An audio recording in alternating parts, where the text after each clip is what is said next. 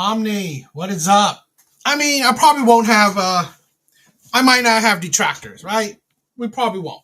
I mean, I'll give it just in case, right? I mean, we could always people could just join for a conversation. If there are no detractors, people could just join for a conversation, which is fine.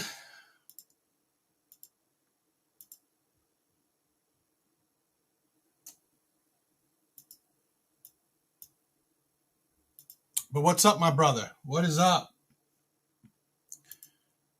Thank you for being here. Thank you. Oh,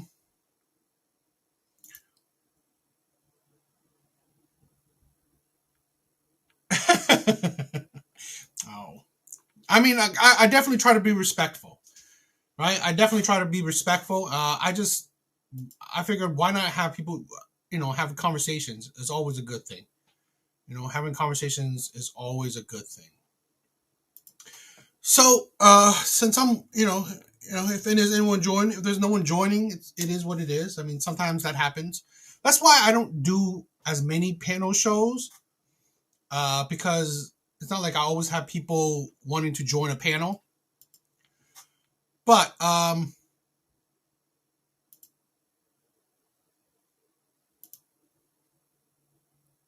if no one joins, well, I'll just react to some videos, right? I'll just react to some videos and, call it a night, right? But let's check out some videos, right? There's this creator that I watch from time to time, so I like him. So let's check him out.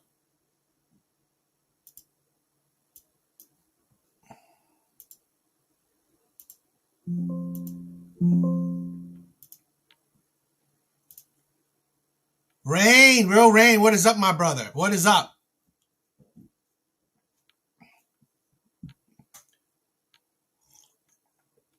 If you ever want to talk about that, what was the topic, right? The topic we had the other day.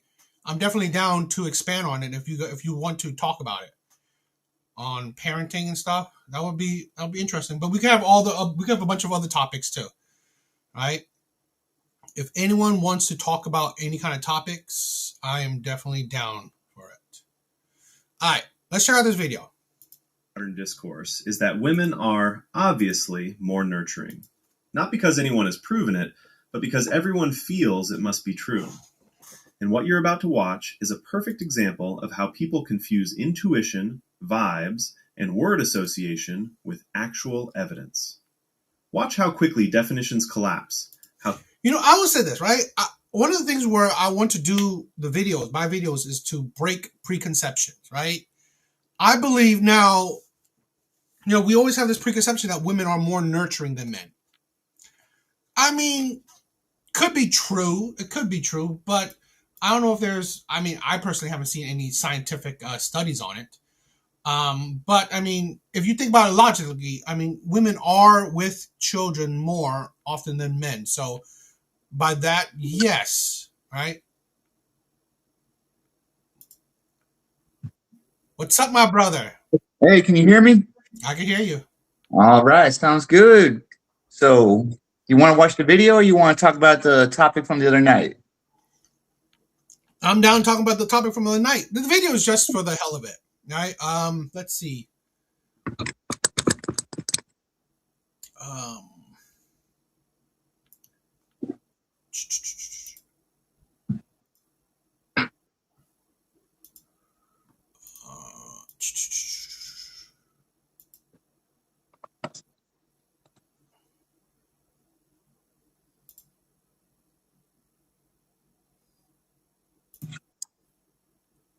Well, let me just say something real quick for anyone who hops on the panel because I've noticed this with the past few times. When DA starts talking, we all have to be quiet. This is his stream. He allows us to be guests on his stream. So let's respect his platform.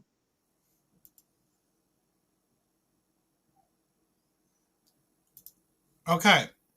So if you guys haven't seen, I did I usually do this mobile live stream, right? Which is kind of sucky because they don't allow guests on, which I would love, but they don't, right? It's a mobile live stream, so you're doing a live stream on your phone. That's YouTube's thing. Um, but I usually try to do little debate questions, prompt questions, so I think it's usually fun. Um, Recently, right, I had these debate topics. So I would love it if other people want to join on these debate topics while we're on panel, right? So if you guys want to join about these topics, and I have a bunch of others, if you guys want to check it out, if you guys want to see if there's any other topics, we go definitely check out other topics. But I mean, these were the recent topics we had. All right, so again, for anyone who else wants to join, these are some topics we could talk about tonight. We could talk about a bunch of other things. So, like I said, okay, but I recently had a stream talking about parenting. Okay, agree or disagree, right? Soft parenting ruin children. Bring back smacking. There's a difference between discipline and abuse. Children shouldn't have privacy within reason. We need to instill fear and respect into children. And what's worse, an absent father or a terrible mother? So I think we had a little bit of contention with number 5. So I'm definitely down to let's expand. Let's have a conversation. Yeah, well, like my premise is we have the information, we have the studies, we have the statistics that a single father household is better than a single mother household. And when we look at a terrible present mother, those actions of a terrible present mother, I think, can be negated by a present father. And I don't really that's just my opinion. But I think we as men need to start to understand our influence on children and how we can help fight back against terrible behaviors that we see in children, whether it be young men or young women. Because there's a reason why we have the term daddy issues. We really don't hear the term mommy issues anymore. No, I mean, here's the thing where, and I will definitely expand on my premise with the question or with the prompt. I don't disagree. Correct. If you compare single father households with single mother households, single father households do better statistically raising children, right? Producing better functioning adults.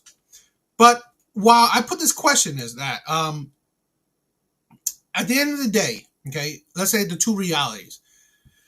Correct. I mean, hell, two-parent household does the best. So the best outcome you can get is a two-parent household. But we also talk about this, right? the reality. Okay, what we would love is, of course, a two-parent household. What we would love is probably, a father is more active in their children's life, but that isn't always the case. James, what is up? What is up? There's not an option. That is a fact. I'm not saying that you know fathers being in the children's life is not a fact. I'm saying that, to be honest, it's not necessarily life, right? It's not necessarily reality. Reality is that we do have a lot of single mothers, right? That's the reality. Reality is that we do have a lot of fathers that aren't in their children's lives, okay? And we have a lot of single mother household. That's the reality. Yes, we look at the stats that when fathers are in their children's life, it's a big benefit, no doubt. But in my opinion, is that I will say this, okay? There are people out there, right? Boys, men, that at the end of the day, the life they have, it's the way of life. If they don't have a father in there, okay, but they have a terrible mother, I think that having a terrible mother will always be worse than, let's say, an absent father. Because even if, let's say, because you got to think the opposite, right? If you have an absent father, but you have a great mother, well, that necessarily, it's not necessarily foolproof, but it's definitely a big, it's not, it's definitely a good thing. Okay. It's not a bad thing. But if you have an absent father, yet you have a terrible mother, it's, definitely, it's not going to be a good thing at all. So that's where the premise I go for, right? It's like an absent father, let's say an absent father with a great mother. Okay. But an absent father, but with a terrible mother, constantly present. I still think even if you have an absent father, but you have a great mother, doesn't necessarily mean that you'll be the best, but you'll be better off comparative if you have an absent father and a terrible mother. Yeah, and have you seen that viral video that's been going around for like the last week of it's like the mother like talking crap to her daughter in a restaurant, and the daughter is just like bawling. I didn't see that one. Oh man, I'll have to send it to you on Instagram at some point. But like this little girl is just like bawling in this restaurant, just telling her mom like the mom's being mean, like stop talking to her like that and everything. And the presence of a father, whether it's like in a different whether it's single mom and co-parenting, whatever you say, in that situation, the father's presence would would help that girl more than that mother's hatred. Now, when you're saying a terrible mother with a absent father, that's a variable I didn't think of, but it is a variable that I think will lead to an absolutely horrible result. Mm-hmm, mm-hmm. So it's that's a variable I didn't think of when you put in like the terrible mother with the absent father. So I'll have to kind of think about that for like a couple seconds. But even in that situation, the absent father not being there is just going to have it's going to amplify. It's going to amplify the terrible mother's actions. No doubt, no doubt. This is the thing where I definitely agree, right? I definitely agree. A father is very important. Now, I mean, how I look at it, right? How I view it is, what I look at it is, right? I had an absent father, okay? I had a great mother. So, I mean, again, it took, to be honest, like my younger years as a man was terrible because even though I had a great mother, a mother doesn't necessarily will prepare you to be a man, okay? So that's why I definitely agree with that, okay?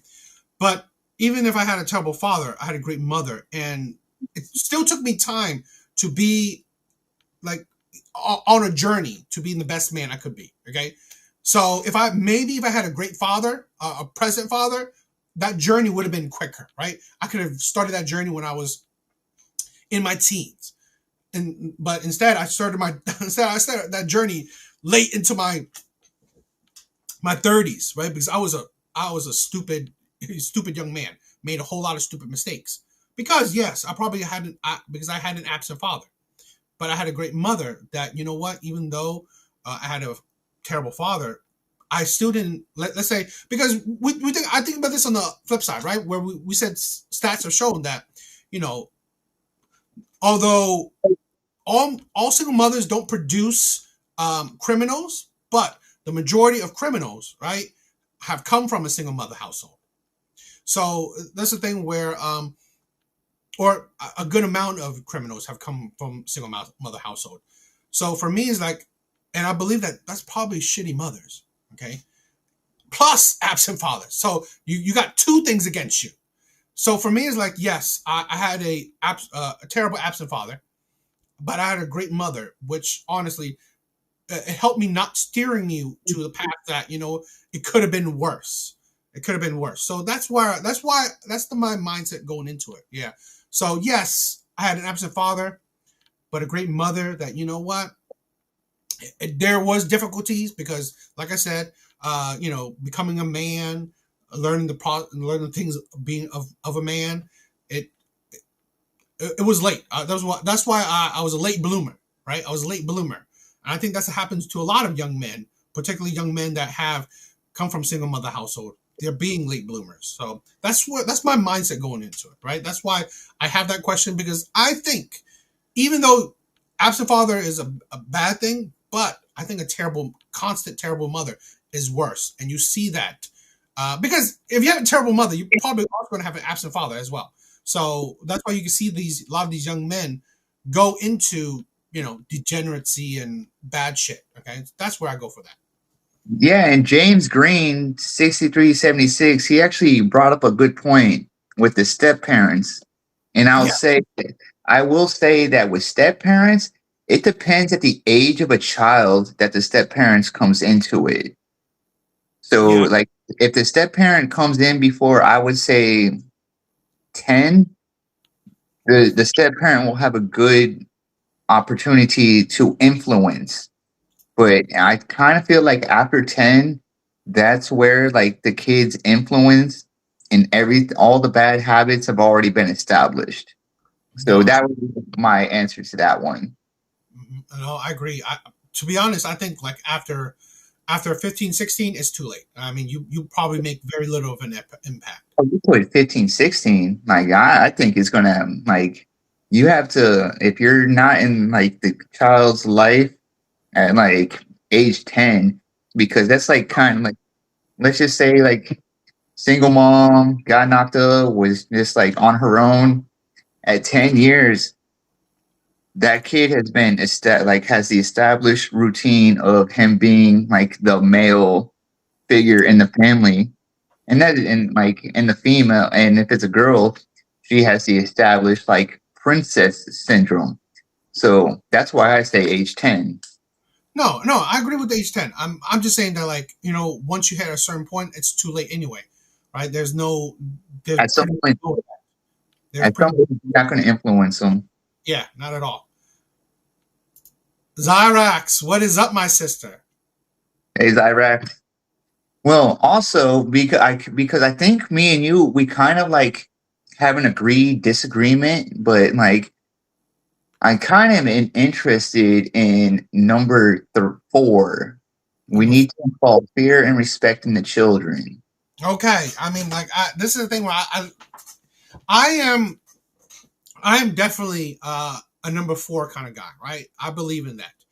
Um, Well, let me ask you, when you say fear, do you mean fear of the presence or fear of their actions? fear of the action. I feel fear of consequences, right? Fear Fear of of consequences. That's what I think, right? That's how I go for it, where you fear consequences. You have a sense of fear of authority. You have a sense of respect of authority. So, real rain. I mean, Zyrax, love it. Shiba dog rising an arm. She's the emoji. Thank you. Thank you for the love. Yeah, and this is the thing where because I don't know about you, right? But I'm seeing this more and more. I don't. Goddamn, I wish I saved it. Right? There was a recent city, New Year's, right? During New Year's, hundreds of kids, like I don't know, 10 to 15, 10 to 16. They went wild, buck wild in the city. New Year's Eve, late at night. They destroyed the city up. I forgot, God damn it, I forgot which city. It might be Chicago or something. Right? I mean, it sounds like something that would happen in Chicago. Yeah, it was just a recent. It was just recently happened in New Year's, right? And that's just another story. And I mean, a little while back, we've heard of like kids doing a lot of stupid shit, right? We already knew it. We already know these like the TikTok trends, like riding on the top of train stations. I mean subways and stuff like that, or lighting themselves on fire, or eating Tide Pods, or the crazy one where they run to the back of people and hit them in the back of punch them in the back of the head. I mean, there's so many things, and that these kids do not fear nor respect authority. They do not fear nor respect consequences. And we're seeing it more and more that these kids are running buck wild. And this is a thing where these kids have no fear of anything. Well, I also think like when we say fear of consequences, I think we need to also teach them about how the consequences affect the people around them. Because like when I was younger and I was in my let's just call them hippie days, my dad had a talk with me and he just said like, "Yo, man, like I don't want you to go to jail so I don't see you." And that kind of hit me. So it's like the effect that me going to jail because I wanted to light up, like put it into perspective. And so I think when we say fear of consequences, we need to instill in them like the totality of the consequences, and not just like you'll go to jail, you'll ruin your life, you'll do this. When like just like yo, like you don't want to be in jail when your grandma dies and you can't go to the funeral. Those are the type of consequences I think we need to be teaching them. But like we kind of look at it just like through the lens of like teaching them why it's bad for them. I think we need to reword it and to teach it why it's bad for the family. This is a thing where I mean, this is why, like, let's say number 2, right? Well, I say there's a difference between discipline and abuse. Okay, I believe abuse is you're just beating your child just to beat your child. Okay, where I say discipline is that, and I haven't done this in a long time because my daughter is an angel. She's a great kid. But there was a time when she was like quite pretty young, and she did something that I had to, spank her for. But while doing it, I talked to her. Right? I'm talking to her, and I'm not like spank her to like really, leave a mark or anything, but it's to reiterate so you get you understand the consequence. You understand the point where this is bad, right? And it comes with some there's something more to it. Okay, this is why while you're spanking, it's talking, right? You're explaining. You're trying to give them some logic to the reasonings, right? The reasonings why you getting punished, why you got what's like you said, right? Know the consequences, understand it. So that is very important. Well, you see, like I kind of can't talk to the smacking stuff because like my parents didn't really do smacking. My parents' discipline was they made us sit in push-up position, like basically a plank. Okay. That was our punishment. So we would have to sit in a plank for like 5 to 15 minutes. And anyone who's ever done a plank will tell you that's like you rethink all of your life's decisions. So I think like we don't necessarily need it to be. We need it to be consequential discipline. So where it's like when you spank, it's kind of like a one-time feeling, right? But you never forget how bad a plank feels.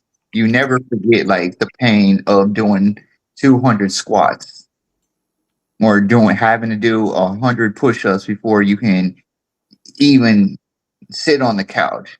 So those are the kind of things like I think we need to innovate our disciplinary methods to where it's not necessarily the old school spanking. That's what I would That would be my rebuttal. Okay. I mean, Red Door, what is up, Steve? Thank you guys for being here. I also, before I respond, Zyrax, I have a topic that I would love, for you to join on if you would want to. So what I would say this, right? I think the innovation is like you add to it, right? Because I think we went where, we thought, for me, why do I say this, the spanking thing? Is that I believe that parents should have as much tools in their pockets, right, to help them discipline, right, to help them parent their children. Now, I'm not saying that, every job deserves a hammer, right? So that's how I go about it. I don't mean that, okay, you're doing a job, just throw away a hammer and never use that hammer again. That's how I go about it when it comes to, let's say, spanking. I'm not saying that, okay, hey, your child got an F in their test, start using a hammer on them. No, but I think here's the thing where I'm seeing this more and more. Children are not scared of nothing. So what do you do, right? Today, what do? We take away their iPhone, right? We take away their iPad. We tell them to go to their room. Okay, but we're seeing that that's not quite effective. Okay, certain way that we discipline for certain children is not leaving a lasting impression on a lot of them. Okay, so that's why I said that we have as many tools as possible in our pockets. Like another thing, when I was a kid, that my mom made me kneel like on concrete, right, for like, I don't know, 5-10 minutes. So Yeah. I mean, it's not like she jumped to, all right, 10 minutes. All right, hopefully you come in 10 minutes. All right, because I think I have a good prompt for you that would be fun to talk about. Yeah, so I'm not saying that she didn't jump to start whipping you, but it's like I think it should have more tools in your tool belt, because again, some children might not even be bothered by, okay, you took my phone away, okay, whatever, you took you took my thing, you took things away, okay, whatever. So some children may not even care. But kind of the reason I think my parents to use the fitness aspect to the punishment is because I would also gain, in a way, a benefit from it. So it's like, hey, you messed up, we're going to make you suffer, but at the end of the suffering, you're going to benefit and you're going to have learned a lesson. So that's why I kind of think we need to innovate it into a way where it's not like taking something away necessarily, but it's also establishing like a good habit with like, hey, like I can make a good habit unbearable for you. No, I mean, to be honest, I thought, to be honest, what you said was quite innovative. Doing planking, or like, I don't know, have them run on a treadmill or do something, some form of exercise to like really, do it. I definitely agree. But I mean, we got to understand too, sometimes certain kids, well, it also depends, right? Because again, because I would say that what made you even do it, right? You had some fear or respect from your parents. I mean, like, I'm seeing kids hit their parents back, right? I'm seeing kids actually, put fists to parents. So if they have no fear, no respect of you, you could tell them to plank or kneel and stuff. They probably won't even do it. So that's what I'm talking about. Yeah, and kind of like I'll just give you my thought process during when like I was having to do it, because my dad would say like 100 push-ups. After like 20 push-ups, you start reconsidering what you did, like when your arms are tired. Then when you get to like 50, you're like, oh my God, I promise I'll never do this again. And then by the time you get to 100, you just say, I'll be good because that was hell. No, I definitely, you know what? I really liked your idea. I really did like your fitness punishment, because Well, idea. Let's give the credit to my yes, your parents. parents. Definitely your parents, because I didn't even think about that. I don't know why I've never even heard of that as a punishment. So that is very. I hope people will heard it, because to be honest, I've never heard of any parents doing that as a punishment. So that is very innovative. Yeah, That's why we talk, dog. And this is the point, right? We share these things with each other because that is important to learn those things. How's your daughter? I mean, she's. I hope she's going to be the next great superstar in soccer, but I can only pray. So she's active in soccer then? She's active in sports? Oh yeah, man. Like you gotta remember, I'm a soccer loving hooligan, so like I wouldn't have been about to let her play anything other than that. But she's loving soccer. She's doing good in kindergarten. She's just. I'm trying to give her her best life. I love it. I love it. Amazing. And this sort of thing where this is why I may say the discipline or the discipline part or the smacking part, but to be honest, I've only done it once, and my daughter's 13. So it's amazing if you have great kids. So in my opinion, right, if you've done parenting right, you don't even have to do it, right? You don't even have to get to that point, right? But all I'm saying is that you have that tool in your tool belt, but you don't. Yeah, like I totally agree with you that like I'm not ruling that option out. I'm just saying that option to me is the nuclear weapon. Yes, I agree. But that's the thing where you have to. But see, this is the thing where parents gotta understand. You have to be a good parent, right? This is why you have to instill that fear and respect beforehand, which is be authoritarian to them, right? Have that power, make them sense that what you don't want to fear certain consequences, right? So make them know that there are consequences to your actions. Because I think a lot of parents push off parenting or real disciplined parenting until too late, and then this is where you get those kids that don't fear nothing, right? They're because like at a certain point, your kids are too big to actually spank and even be meaningful, right? Because they don't fear anything anymore. I mean, like for me, like there was a certain point where my mom doesn't even bother like smacking me because she knows that doesn't hurt me, So that's the thing where a lot of parents neglect the early years are so important.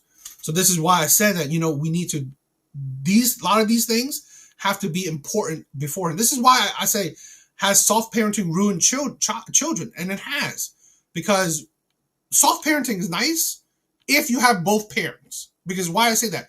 Because I believe the mothers should be soft parenting, while the fathers be the disciplinarians. The problem is we have mothers only soft parenting, and they barely could discipline, right? That's why I think soft parenting, or hell, we have both parents do soft parenting, which is honestly stupid because, I think a good cop, bad cop kind of thing in parenthood is the best for children. I'm about to summon Alan. I think we need to get left wing thinking out of parenting. Oh, that's the soft parenting thing. Okay, in my opinion, that's the soft.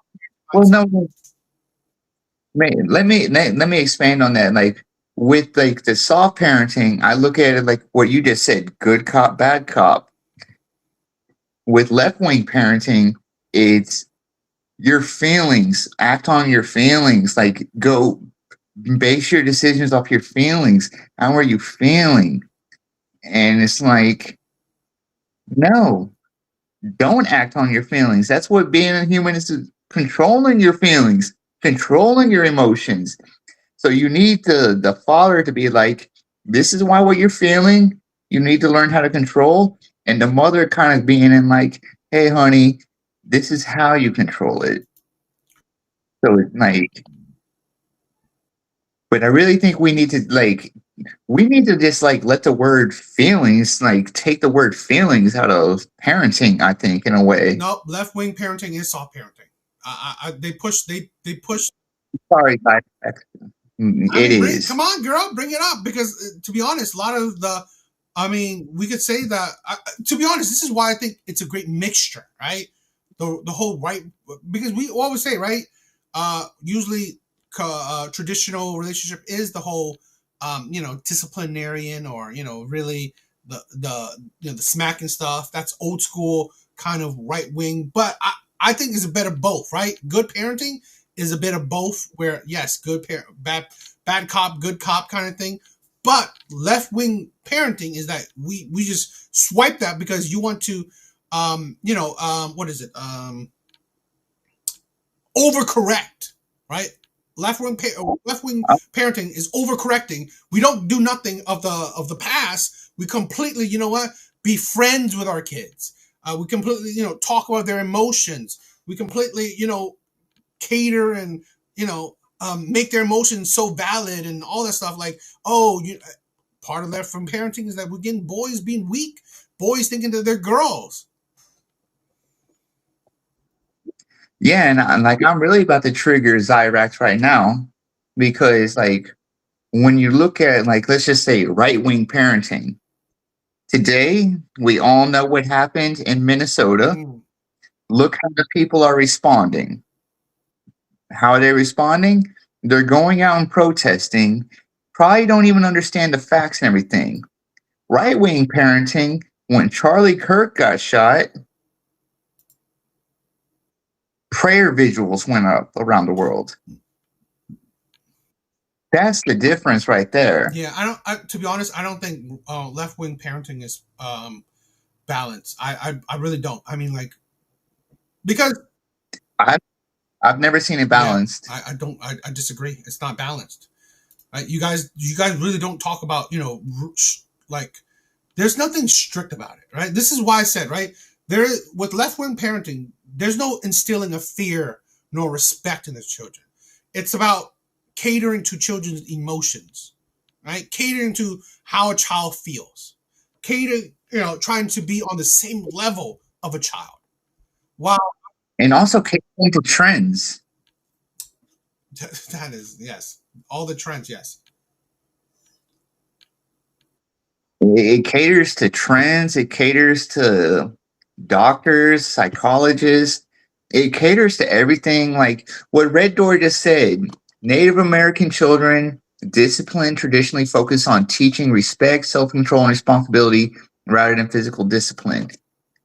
She just kind of said it like that's what all parents should be like aiming to teach. And left wingers say, or left wing parenting is like, oh, my child's ADD. Why is he ADD? Is he bored? Does he need help relating to the topics? Does he need this? Does he need that? And right wing parenting is just like, hey, like, kid, shut up, go to school, do good.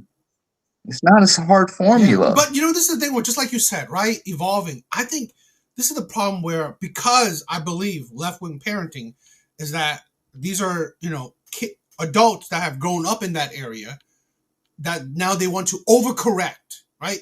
So everything that was the past, they don't want nothing to do with it. So they're doing. This is why I said that I believe that the best thing is like we do the best of both worlds, right?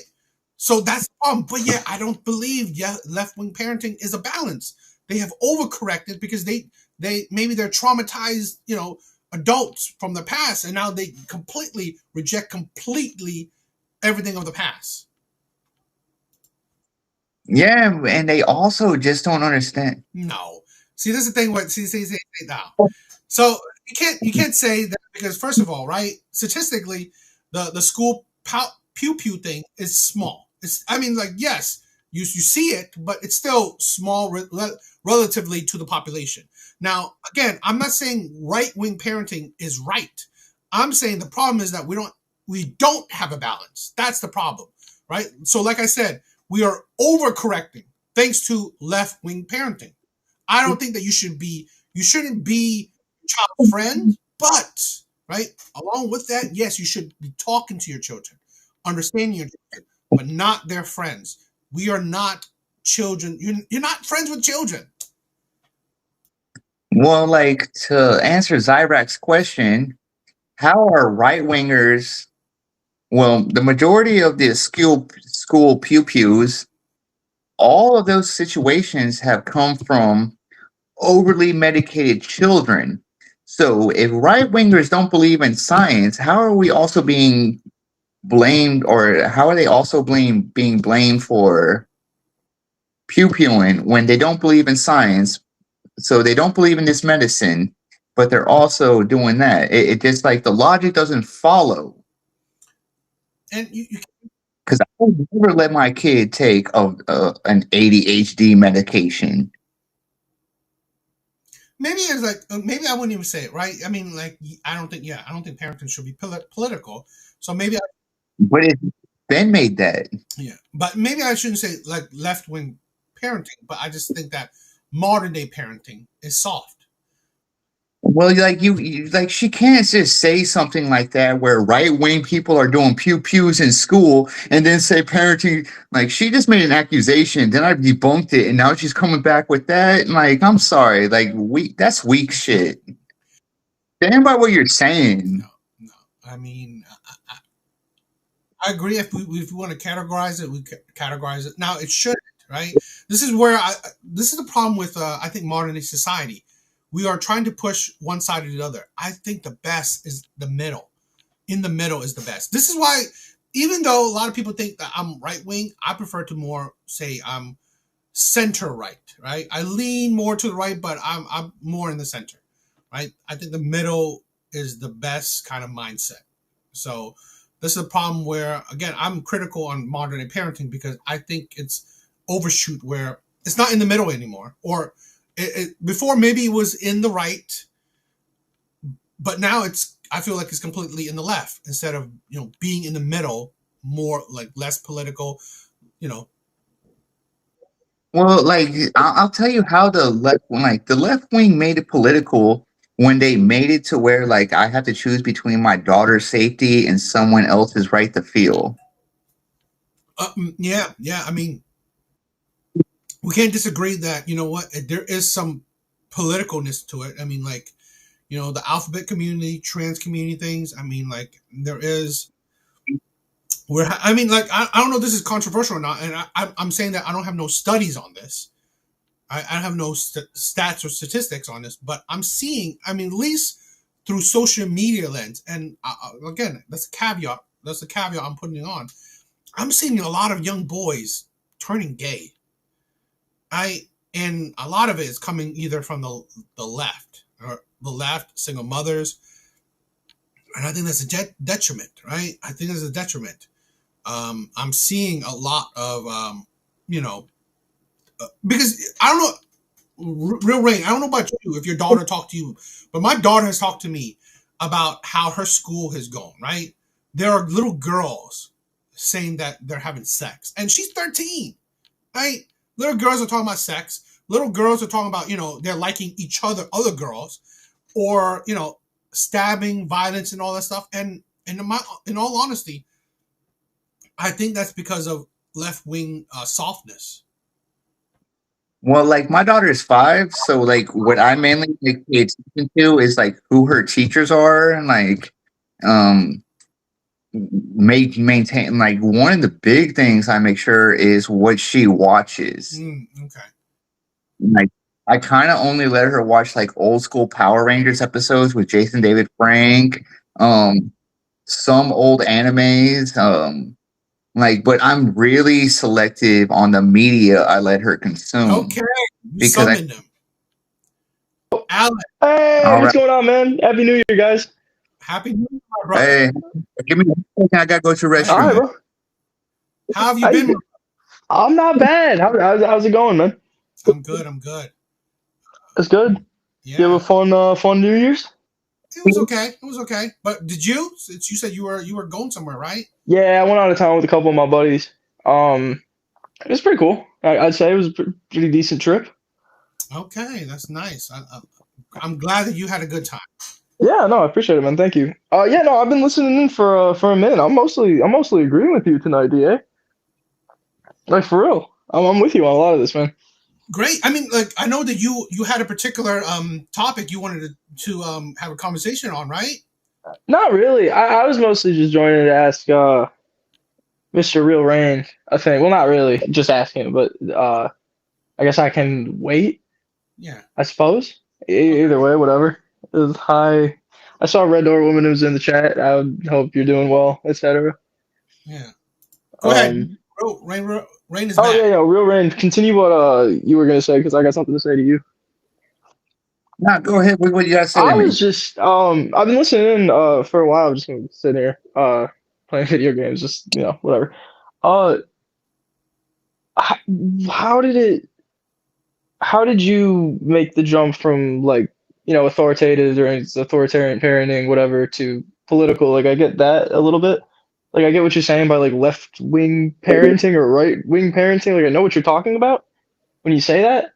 But how did that turn into gay and trans people? I was just kind of curious about how like the jump went from like they're pushing that, therefore parenting's getting worse. Could you explain a little further? DA, well, I didn't say that. DA mentioned I, how his daughter was dealing with that, and I just kind of mentioned I was controlling what my daughter Right. watches in terms of media. So I didn't bring No, that I up. mostly meant your comment of like they made it political when they would rather me like downplay my daughter's safety for the way that they feel. What did that mean? uh, Well, that means Frill just curious. when we when we look at with transgender Mm-hmm. issues and non-binary issues, Sure. like let's just say masculine presenting non-binary Okay. wakes up tomorrow and says he feels like a woman, and this, like, let's just say the school district I'm in says if you identify as a Mm-hmm. woman you can go to the woman's restroom. That to me as a father is a safety issue. You can say it's not, you can say No, I'm listening. whatever, but but like as a father, one day I hope you Yeah, are, yeah. you'll understand. You don't want to leave no doubt. I agree. Actually, like I'm with you So on that. yeah, I guess I'm just curious. Like, do you find them the person in that scenario or any of these like real world situations I'm sure you've heard of? Like, do you find the fact that they are a man the part where that makes you feel like they're more dangerous, or do you find the part that they are trans to make them more dangerous? Because I you're feel the assuming that the said male is automatically a part. threat, and that's why you would rather it not happening, right? So like, what makes them a threat? I'm assuming that any threat that is Hmm. perceived should be taken into advisement in these Yeah, decisions. And I don't think they are. I think that the decision of threat is negated in these decision making policies by perceived feelings. That's what I'm I get saying. that. What's the threat though? Because I hear a lot of people say this sort of similar. Like you're cool. Like I know you're cool, but like I hear a lot of people that are not so cool saying Well, kind of the thing. Like what's the threat? Like what? Because I get what you're well, saying. let me just break it down to you like I'm listening. this. The other day, Planet Fitness, you probably seen an online Yeah, I did. video. Okay. So do you not think that like I would view that as a threat if my daughter's 18, 16, and I get her a gym membership and she has to see that? I shouldn't look at that as a threat. I don't know what the threat part of it is, as much of as just like it's a weird thing that a weird person did. Like I don't see that is a danger. That is a clear and present danger to all American schoolgirls because of a couple incidents of that nature. Like that's I guess where I'm confused. Okay, so if it happens one time, do you not think it can happen again? Of course it could happen again. So would you not do something to mitigate the risk of it happening again? I would do something I suppose to mitigate the risk. I would not just say, shut up, you're mentally ill, go back to bed. Like, I feel like that kind of negates it as equally as bad. That's why I'm like, okay, most schools today, big fan of this. I work in schools for the record. Um, and a lot of them have like the single person bathroom. And then they kind of just say, like, hey, if you're not comfortable going into either bathroom, just use that one. I feel like that's a good solution. And Instead get of like arguing constantly about like, man, they can't go in my no, no, bathroom. Like, just make a new one. Who gives a shit? I don't see the, you know what I'm like saying? I'm just going to destroy that talking point right now. Have you been to a Planet Fitness? Specifically a Planet Fitness? Yeah, a Planet No, I Fitness. can't say I've been to a Planet Fitness. Planet Fitness has that third Yeah, option. So like Yes, because that that option's person was a there. weirdo crybaby lunatic. Okay, so how many opportunities for weirdo crybaby lunatics do we need to leave out there? I'd say we I'm punish saying the weirdo crybaby lunatics. I'd say we don't preemptively punish the guess other what? people. That's what I'm saying. But Alan, guess what? Yeah. Planet Fitness did not punish that weirdo lunatic. They kicked the woman that recorded it out. They banned her from the gym. Well, I'm not Planet Fitness. I don't No, agree with that either. but see, but the thing But like, you understand how everything I've just like everything you asked, Mhm. told you like what you've said is like, yo, give the third restroom. Well, Planet Fitness has a third restroom. Well, like this is just a lunatic. Well, like Planet Fitness did the wrong thing, and like so it's Yeah, because like that's just one specific everything. story. I'm not even arguing. I'm just saying I think that it's no, a Alan, little you got demeaning. I think it's demeaning to like a sizable amount of the population for someone to be like, "Hey, look at this video I saw. Isn't this so unjust? Aren't you gonna do the same thing probably?" I feel like that's just kind of odd. That's what I'm I saying. didn't say But that. you're saying but That's you would rather you consider it to be a threat. I'm Do saying you consider all cars when to it be a threat when you're walking in the street? Are you constantly like worried that one of them's gonna ram you on the sidewalk? No, you just walk on the sidewalk. You just assume that it's no not gonna happen. when I drive my car, there's a reason why I turn on my turn signal. There's a reason why I do certain things because I Yeah. know if I don't have the turn signal on and I get hit by a car, I could also get sued. I take No, all not that those things you. into account. I assume you're a safe driver, but I mean, like, you're just walking on the sidewalk. Like, do you walk on the sidewalk? Do you take walks? Yeah, and I When a car is still like passing by, and I promise I'm getting to a point. Like when a car's passing by you, do you automatically duck for cover? I don't duck for cover, but But I that car also in half a second, all he has to do is turn his hand just a little bit to the left, and you're dead. But you don't think about that yeah, but because you at the just assume that they're going to be normal people and keep driving forward, right? So like yeah, but I think that putting a ban on people driving near sidewalks is kind of, I think it's a little overkill. That's all I'm saying.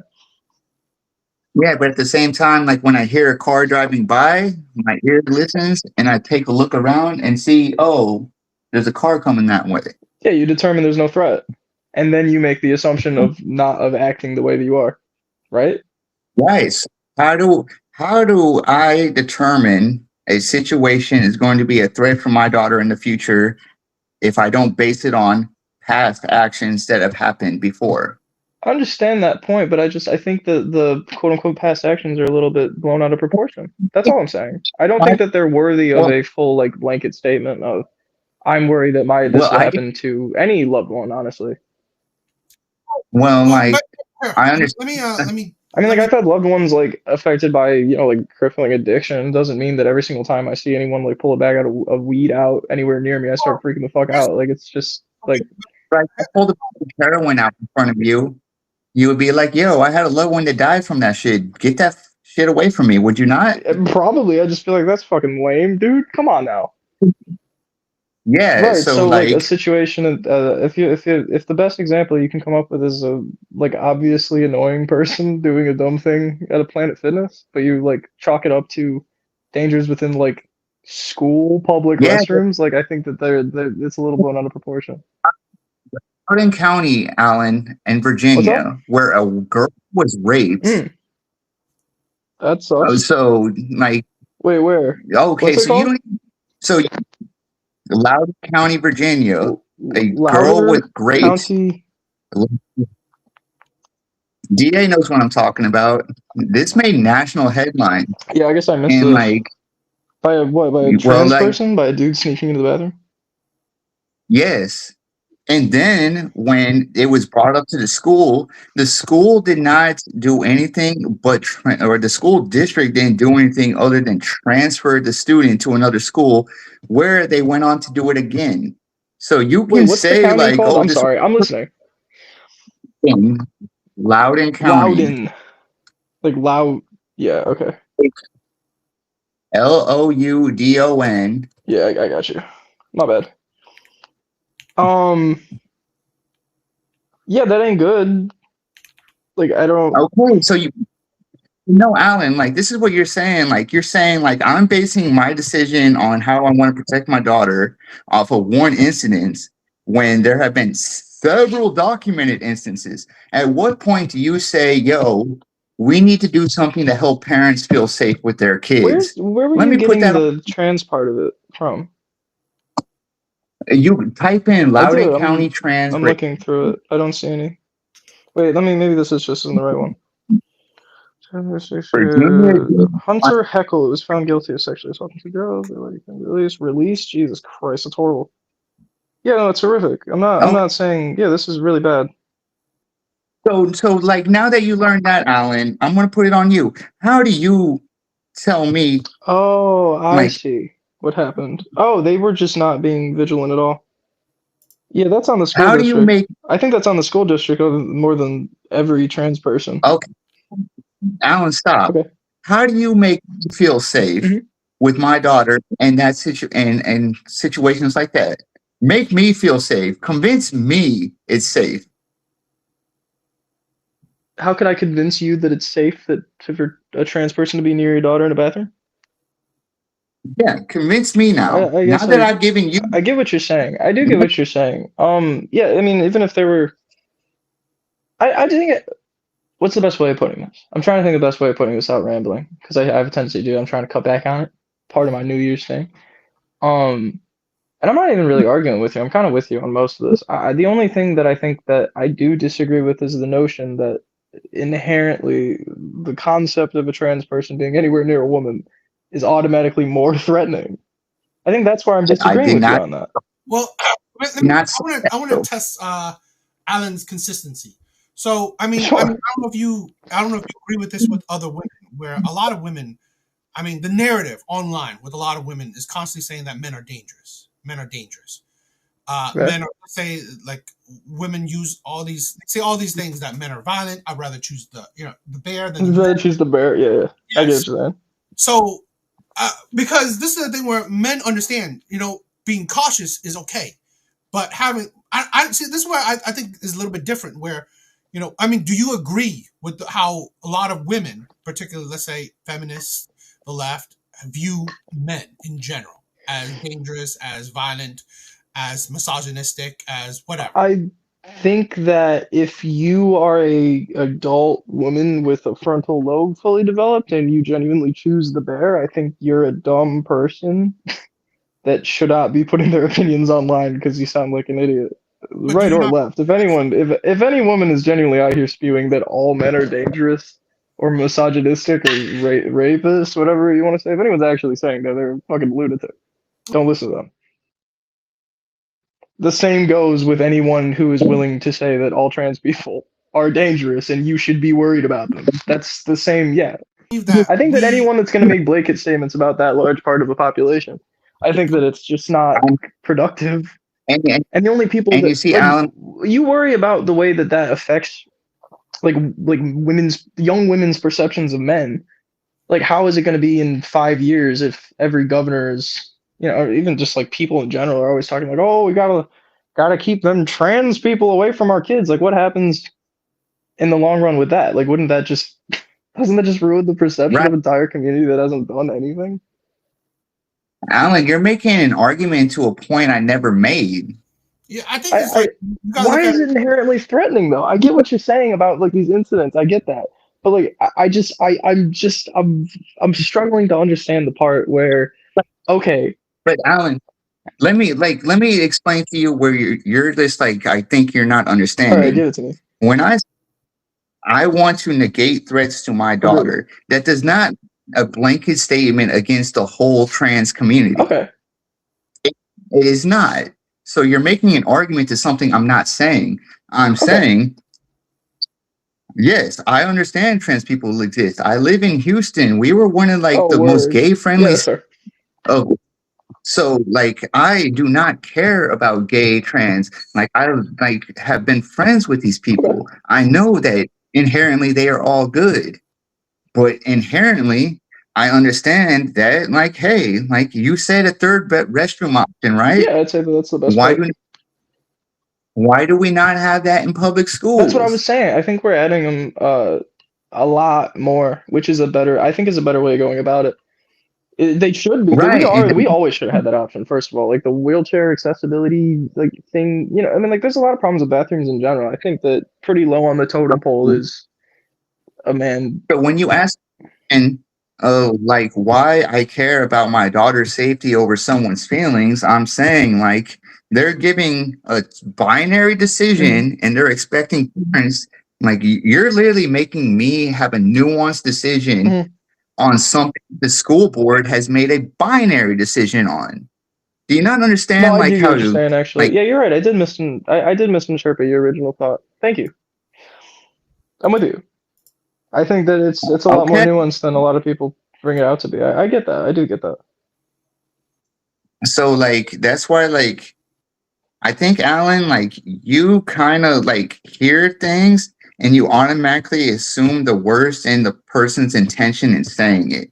I guess I was And more that's so like just the reason why I thought that is because of I hear a lot about the facts don't care about your feelings crowd, when really all the fact yes, is that did you hear about this thing that happened last Tuesday? Oh man, I'm so worried about all of those people. right. That's what I kind of So get out of it sometimes. So sorry about that. and well, like I'm gonna just kind of like flip this on you because I think this is going to be a great learning experience. You say I should not make a decision on something that has happened in other school Oh districts, no, that's not but what I'm you are saying at all. making that is kind of what you just said. So like you don't want me to make a decision on like something that I have evidence of happens. You have an anecdotal example of something that's happened and you're placing that judgment onto me. I get what you're saying. Does your How old is And your daughter, if you don't mind me asking? She's 5. 5? Oh, got Yeah. you. Okay. When do you take her to like the park? She's a soccer player. I take Right, her but like like all the time you outdoors. supervise her, right? Like you're always I watching her. have no Yeah, but like I don't walk her into the girls' restroom. I let my baby mama do See, that. that's fair. No, and good on you for that. I'm just saying, like, I So think that how do I put this? I think that humans, especially people that, are involved in this sort of stuff a lot, and this includes myself, I do agree with you. I think that we have this idea that like one thing, like one incident happens, then we immediately it makes sense for humans to do this. It's in our evolutionary like DNA for us to see a thing happen and be a lot more worried about it happening again, especially to our kin. But I think that in certain circumstances, I just think it's a little unfounded. Like I don't know.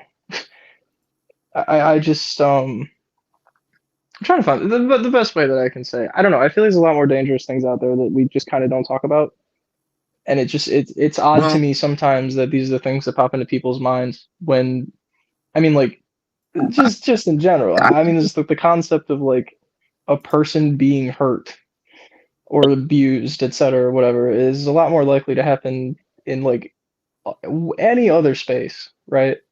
But we take these certain incidents of a person in bathroom or a person in train station or whatever, and we immediately assume that those two places are somehow more dangerous, or the people perpetrating them are somehow inherently more dangerous. And I think that's what bothered me well, sometimes. well, I can address that for you right now, Sure, man. Alan. In the restroom, you are at your most vulnerable. Would you say not? Yeah, to an extent, sure. So when we say like you are going to be at your most vulnerable, and when we also have to take into account this potential threat, I get you. that makes that makes things a little But I different than just saying, "Oh, okay." but I think Like that the when we have concept of a a threat is overblown. That's what I'm saying. I think that saying we have to take into account this potential threat, like when you're at the grocery store and a guy walks in with a hoodie, do you immediately say that's a potential threat and you're like on tip about it, right? well, Exactly. there's Like you get really what I'm been saying though. Like anything is a potential threat. Everyone is a potential threat. You've shaken hands with a murderer before. You just don't even know it. Like everything can be a potential threat if you think hard enough about it.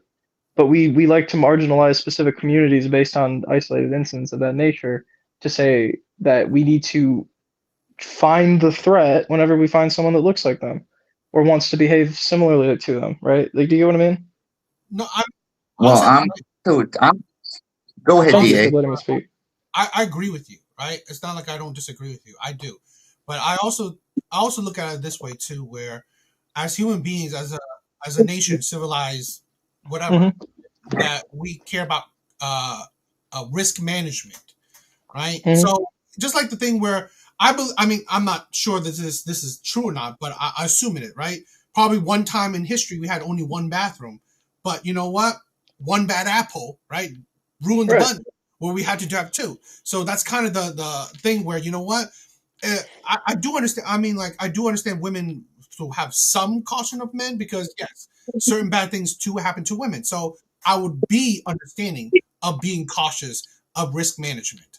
Now I agree too. Yeah, you don't make it like oh the whole bunch is terrible. No, but as society wise, when you're making rules, laws, regulations, whatever, well, you got to think about the masses, not about the individual. So you want to think about risk management just in case. I think that's how laws work, right? Not everyone does, crime, but we have a law because for the few that do it, that's what is needed. So that's where I can understand it, right? So I don't have a gripe that if we have, I mean, I'm not saying we're doing, but if we have laws against, let's say, trans people in women's bathroom, Hmm. understandable. It's not like hating against all trans people, but Hmm. it's understandable for risk management. What about trans people in men's bathrooms? Men have no Like a scare. trans, like a trans girl, like a trans man, whatever. Like, how do you feel about that? There's no risk to it. Whoa, Men, what will men? whoa, wait, DA. Oh no, Mm, wait. There's no risk. What risk? What would that What? No, mean? I'm serious. You don't find there's no risk for a woman doing the same thing that the man's doing? Men will not be in risk. Hey, So doesn't you that have no risk. automatically assume that you think, wait. Follow my logic here. Yeah. So, because you don't, I understand what you're saying. So you don't like, trans people, whatever. We'll just call them by their birth, gender, whatever. So like you're saying, man walks into women's bathroom. Hmm. That, can't happen. We're not doing that. Yeah. Woman walks into man's bathroom. That's probably fine because what's the risk? Aren't you? Doesn't that just mean that you're worried about the men?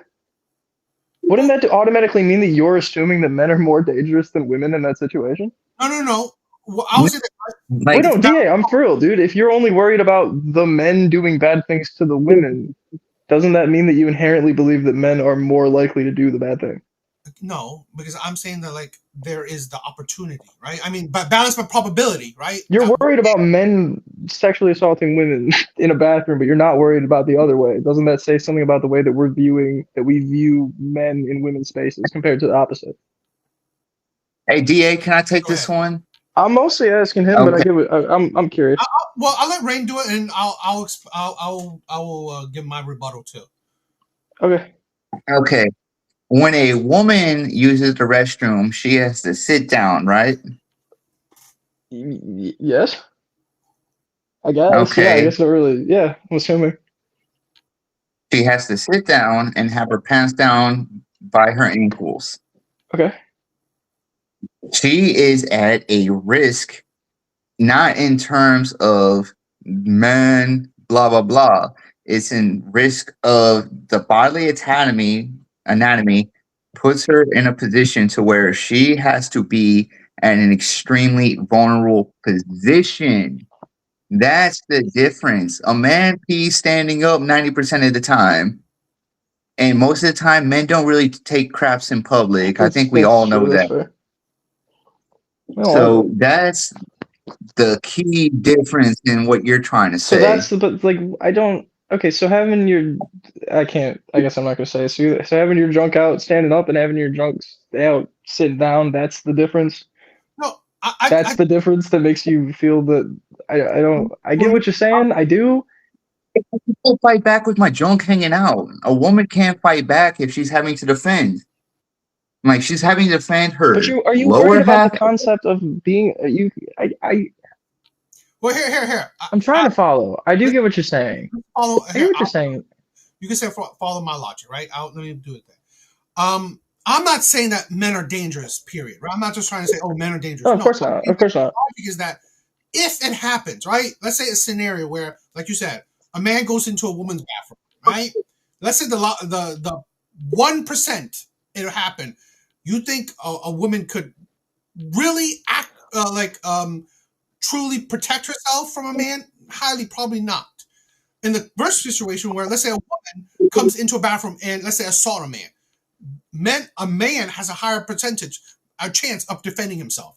So that's why I said men have no fear of women entering their bathrooms, while women can, and logically, have a fear of a man entering a woman's bathroom. Because if it happens, like even if it's the lowest of lows, right, the 1% of happening, even if it happens, a man can protect himself from a woman, while a woman highly won't be able to protect herself from a man. That's the thing. I'm not saying that men are dangerous. I'm saying that, again, that 1%, that risk management thing that we pretty much do with everything, right? With laws, regulations, this, that. We geared it towards the exceptions, not necessarily the rules, right? Not necessarily the norms. So that's, yeah.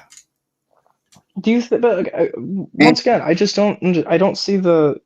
You're worried about people vilifying men, which I agree. I think it's annoying and stupid and strange. I'm with you on that. But you have no problem vilifying a man who wears a skirt. Like that automatically means that they're more dangerous, that you're more worried about them. I have no problem them being cautious. I don't support. You're really just inflating issues. Like, okay, fair enough. One thing can be bad, and the other thing can be bad too. Like, it's not like I can say like women shouldn't vilify, and this situation is bad too. It's not like you're conflating like two distinct different issues now. Okay, fair enough. I get you. I'll concede it. You're right. I don't know. You answered my question. I'll get off of it. Alan, oh God. What do you want to say? Finish your thing.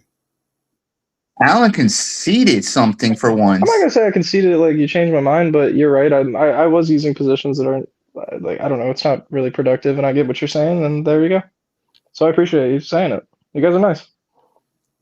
But Alan, I kind of want to know your thoughts on this, right? I mean, since we're talking about trans stuff, we can talk about anything, dude. Yeah, I know.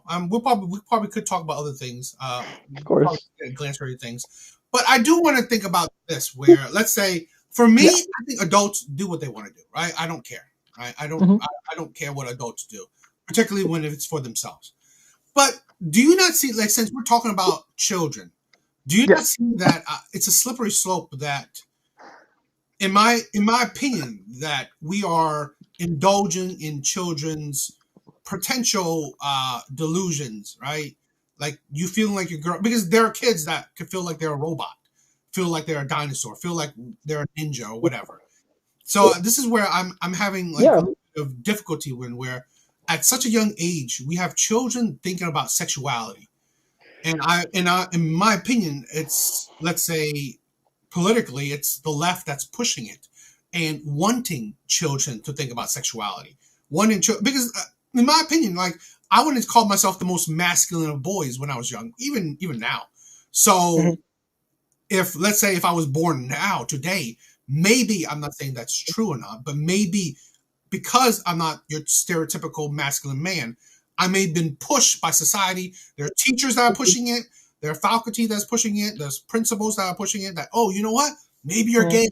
Maybe you're trans. And this is the thing where I think it's dangerous thing where you said the, like, little boys or whatever. It's that, instead of pushing that, oh, let's have a third bathroom, or let's allow boys into, or trans boys into little girls' bathroom, but we don't we don't focus on how about mental health. And that's why I prefer more talking about, but the mental health I get you. of kids. Okay. I'm with that too. Push them into being gay or trans, right? Because if you're worried that they're stuff, then think about it. Okay. What are your thoughts? I'm gonna be a teacher. Mm-hmm. Like, I'm there. I just have to do my training. Can I tell you how many times we had any of that mentioned? Well, I'm again, in any of our training, in any of our curriculum, I have a phone number for you. Let's try not to do anecdotal. No, I'm saying you can look this up. It's zero. The answer is zero. We don't talk about it. I think that we've once again kind of Answer decided. is zero that no teachers talk about it, or what do you mean that So zero? I'll say that there is absolutely zero prerogative from the quote unquote the principals and the whatever, right? Teachers are humans. They're gonna Well, say stupid things. They're gonna do whatever they want, and they'll be punished for it if it's found wrong. That's not my deal, right? I will say that I think that first of all, so what? I mean, like you talk about sexuality. When did you do? Like I did my first sex ed class in fifth grade. I didn't understand it at all, but they told me how to have sex with a lady when I was 10 years old. And I said, that's weird. I don't like it. And then all my friends joked about it. And then we didn't really think about it. And then we did it again in seventh grade and we all joked about it. And then boom, I'm 15, I'm having sex. I went, wow, I'm really happy that they explained this to me. I didn't get it back then, but I get it now, right? I'm not gay. I had uncles that were gay. I learned about how being gay was when I was a kid. And I didn't turn gay because I'm not, well, right? why? Well, that's different. So, well, like I know it's different, but like, let me just I like think it made me flip more, I this guess it made question. me more open to, well, so the point that I'm saying is I think that the idea that it's forcing, that we're forcing ourselves upon youth with all of these ideas, it's like, no, all we're really No, no, doing is saying that it exists. So, like, specifically with like the sex ed programs, right? Like, a lot of people are getting up in arms about us teaching about that anal sex. When it's like, it's half the reason why the AIDS crisis even started is because two people were too ashamed to even talk about it, right? Like people were too why? ashamed to ask people about it or to try to learn about it, to talk to their parents about it, so they would do it secretively. And unfortunately, doing things in secrecy without actually learning about the risks leads to more risks, right?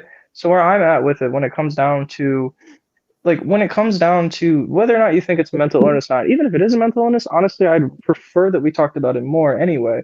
So yes, I think that having an 8-year-old have a concept of what a trans person might be, I don't think is nearly as catastrophic. Because even if they do decide one day, hey, daddy, I'm a boy now, and you go, oh, that's fucking weird, right? You can have your own opinions on it. Who gives a shit? I probably think the same thing. Oh, if they're not, then what? They hit 13, they realize, oh fuck, I like having, yeah, no, no, and then they say no, and Well, then they live the rest of their lives like none of it happened. It's like wanting to be an astronaut as a kid. I really don't think that. I don't see why the Then concept of they're no, pushing sexuality, like you said. okay, I don't get it. okay, all right, So, respond, please. I okay. don't see the issue with that. all right. Let me ask you this, Alan. If I were let's just say, a fourth grade teacher, Hmm. would you be okay with me having an Austrian's painter picture on my wall with a Hindu symbol turned to the right with black and red behind the flag drop? I'd prefer you didn't, mostly being what he did and the ideas that he stood And for, and I'd rather not have that being so, posterized. so you would be fearful of the influence it might have. Right, but the influence that you're speaking of is turning a child into a racist, hateful person. Right.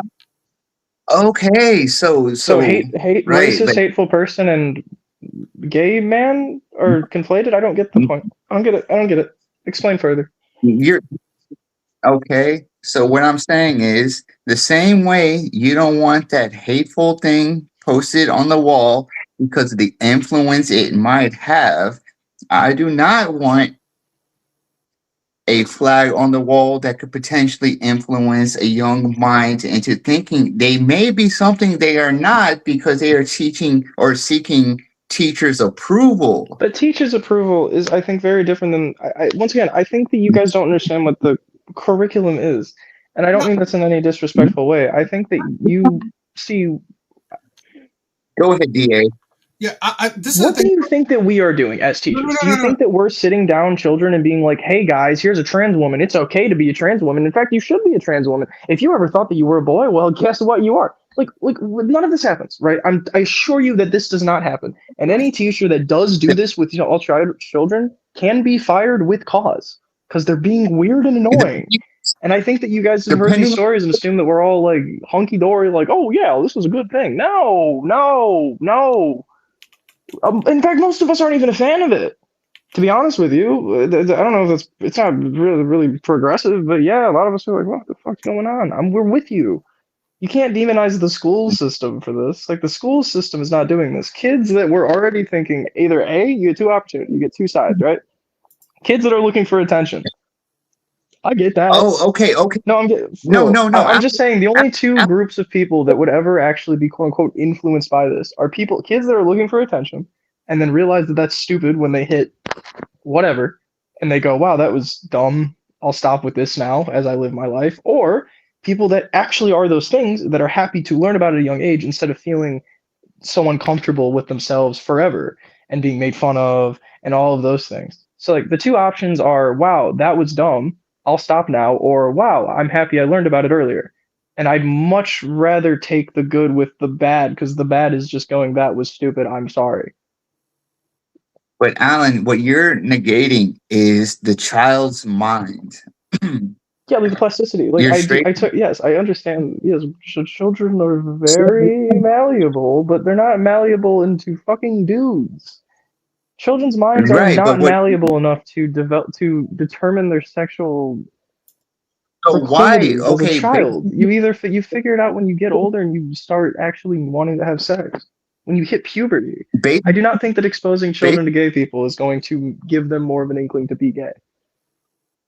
well, based on that, exposing kids to Mustache Man, they either feel that way or they don't. And so, I'll like, address that why? hypothetical right now. So your hypothetical is if you put a picture of Mustache Man on the wall, it's the same.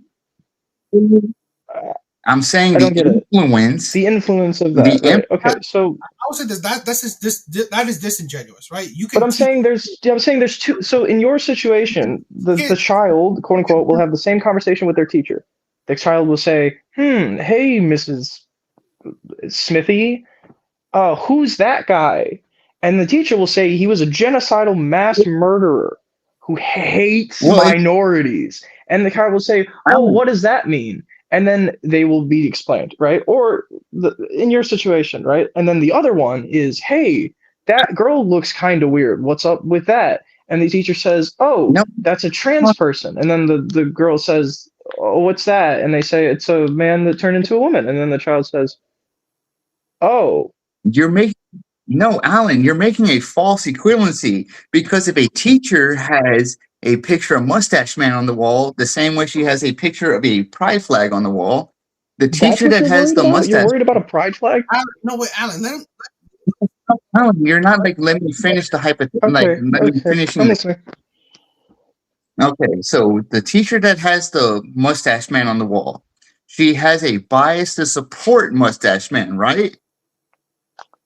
Continue. Just you got let go finish the whole thing. Yeah, just go. A bias Okay, to support him because they have it on the wall. she has a bias to Yeah, I would support assume Mustache Man. So if it was a genocidal mass murder that as a country hunted down and killed. Yes, I would assume that she's probably a bigger fan of him than the majority. Yeah. okay, so she has a bias to support him. So when the hmm teacher says, "Hey, who's that guy?" She's not the kid. Teacher's not going to say, "Oh, he's a genocidal maniac." She's going to say something like, "Oh, he was uh, a great painter that wanted to liberate his people and did X, Y, and Z. But like he That was makes it like worse awesome." for your situation, dude. That's what I'm saying with the pride flag. When But asked a about the pride pride flag does flag, not kill millions of people. What are you talking about? But, DA, are you DA? What the fuck is he talking about? I'm really trying here. no, he's just talking about you got to understand, right? We're not talking about yes. There's levels of extremes. Yes, racism is a more extreme case. This is the biggest. We're talking about influencing kids. That's what we're talking about. Period. Right? It's about the ability to influence kids. And whether you say it's zero, which is not true, there are teachers out there that are trying to influence. And I'm not saying that they Okay, are, but let me put it like this. I'll say this. Like, do you think that if you smoked inside of the house as a parent, do you think that that influences your kid when they turn older to smoke? Yeah. yeah, studies show that. Studies do show that. That's what I'm getting at. Like, if you smoke in the house around your kid is more likely to smoke in their lifetimes, right? Was that kid biologically born knowing that they're going to smoke? Like, is there like a gene in them saying you're going to be a lifelong smoker? No. No. So you're No, saying hear me out. Right. No. So when they're influenced, that influenced badly, right? Then they're more likely to do the bad thing because they had to learn that behavior, right? So yeah, I think that putting a pride flag when the idea behind it is, hey, people that have been marginalized and told you don't exist for so long, you do. It's like whatever. Like I don't get it. I see what you're saying, but I think that if it's inherently biological, the thing that you're so worried about, right? Then learning about it at a young age, I don't think changes anything. The Well, worst that it'll do is some kid will be like, "I'm gay," and then like anybody, you're see boobs in ninth grade and go, "Oh, whoa," and that's I'll, that, and that's it. That's the end of it. I'll say this. Compared to years of hatred and racism having to be turned around once the kid hits 18, like no, I do not think these are the same situation at all. Well, I don't think it's in your genes to. To be honest, I Oh, don't. you don't think that you think being gay is a choice? I think it's an environmental thing. Right? All There's right, wait. no real study. Why? I mean, is there a study you can point me to that it's in your genes to be gay? Yeah, it's pretty well known that being gay is a biological phenomenon. It's not Why really would people be gay in the past when you could get like stoned for it if it was a choice? Why would you be racist? Why would you be anything? Because racism gave you a benefit. Because white people were on top, so white people being racist and keeping people at the bottom is good for white people. There are people today that's racist. Yeah, because they're stupid. I mean, but see, but they're being dumb. But because it benefits themselves. It makes themselves feel good about themselves, knowing that they're at the top of the ladder. No, I do not think that for all of human history that these people who know that they will be ostracized by their society, that they would literally be put to death in most societies. I do not think that they would be actively choosing to do so because what? They're speaking out? Like I don't get it. They're acting out? I mean, I don't get it. okay. I'm for real. I'm being for real serious. I don't like that's insane. That's an insane thing. That's crazy. Come on now. Okay, can I give it a kind of a small analogy? Do you think that being gay is a choice? Yes. I have no comment on that. Maybe it's a choice to act upon it, sure, but the inherent I like men, I do not want to have sex with women. Do you think that is a choice? Alan, let me just give you my analogy. All right. Are your family sports fans? To an extent, I suppose. Probably enough to fit your analogy. Does your family have a team that your family supports? Yes, sir. Go Tigers. Okay. So seeing all the Tigers stuff growing up influenced you to be a Tigers fan. That's the point I'm making. The influence these things have on children can last a lifetime. I understand that. I do get exactly what you're saying. Like, yes, it can last. Yeah, of course. If it's a thing that will not immediately be stopped the moment that your frontal lobe gets fully developed, yes, I agree. But I am talking about, I want from the age of 0 to 18, if my daughter comes to me when she's 19 and says, "Dad, I love vagina," I will say, okay, like you've lived 18 years of life, so you know what you like. But I do not want it to be where like she heard a 5th grade teacher say she was lesbian and put that into her mind that the idea of a lesbian is there. Once again, it's not the fact that we're like bringing drag show queens into school and being like, this is normal and you should accept them, little Timmy. It's like in a book, it's like in sex ed where they say, hey, you know how most of you are probably going to have like your penis inside of a vagina one day? Some people don't want that. That's it. That's it. You're not really my argument on the influence. No, the because influence is okay. I get what you're saying. Yes, sports fan, whatever. Yes, but okay. So my family grew up a Tigers fan. I grew up a Tigers fan. Beautiful, makes sense. I got influenced by them. I ain't gonna be no fucking Cleveland fan.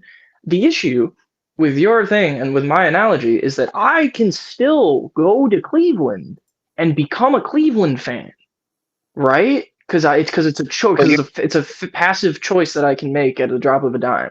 It'd be hard because of the But influence. Listen. It would be almost impossible because of the influence for me to suddenly wake up one day and go, I really don't like them Tigers, right? Because of the influence. It'd be hard, but it's not impossible because it's a choice that you're making. What I'm saying is that if my family raised me as a Tigers fan, but I was born with an inherent bias towards being a Cleveland fan, I could grow up a Tigers fan my whole life. I could deal with them making fun of Cleveland all of the time and cheering when Cleveland loses in the playoffs, and I wouldn't feel very nice about that, right? And then when I yeah, finally get a but chance to see what a Cleveland fan is like, I can go, I'm actually pretty happy with this, and this is where I was meant to go the whole time. So, well, let me ask you this. Let me ask you no, I'm this. serious. That's the If same you thing. It's the same thing. If I was born no, to be no, a no, Cleveland fan, I'm going to be a Cleveland fan no matter what the influence. The same way, if I was born to be a Tigers fan and a Cleveland fan walked up to me and they were like, "You should move to Cleveland and put on the C," I'm going to say, "No, that's stupid," or I'm going to say, "Well, thanks for your opinion, but no." because Like, because what's the I'm difference? I don't get it. okay. I'm gonna further elaborate on this. So you're a Detroit fan. You can we just use football terms because Football, that's yeah, more sure. what My bad, I'm. my bad. Yeah, I got you. Okay. So you were raised a Lions Hmm. fan, but then in fourth grade you had an awesome teacher. Let's just call him Mr. Da. Hell yeah. Mr. Da comes in. He's your favorite teacher you ever Yep. had, but he's a Browns fan. Uh, At the age of Yeah, it might make at me the question fifth it. It might make me go, oh, I've hated these Browns for so long. I wonder why. And, maybe watch a few Browns games and then realize, like, hey, really not into these guys. I'm gonna go back to being a Lions fan.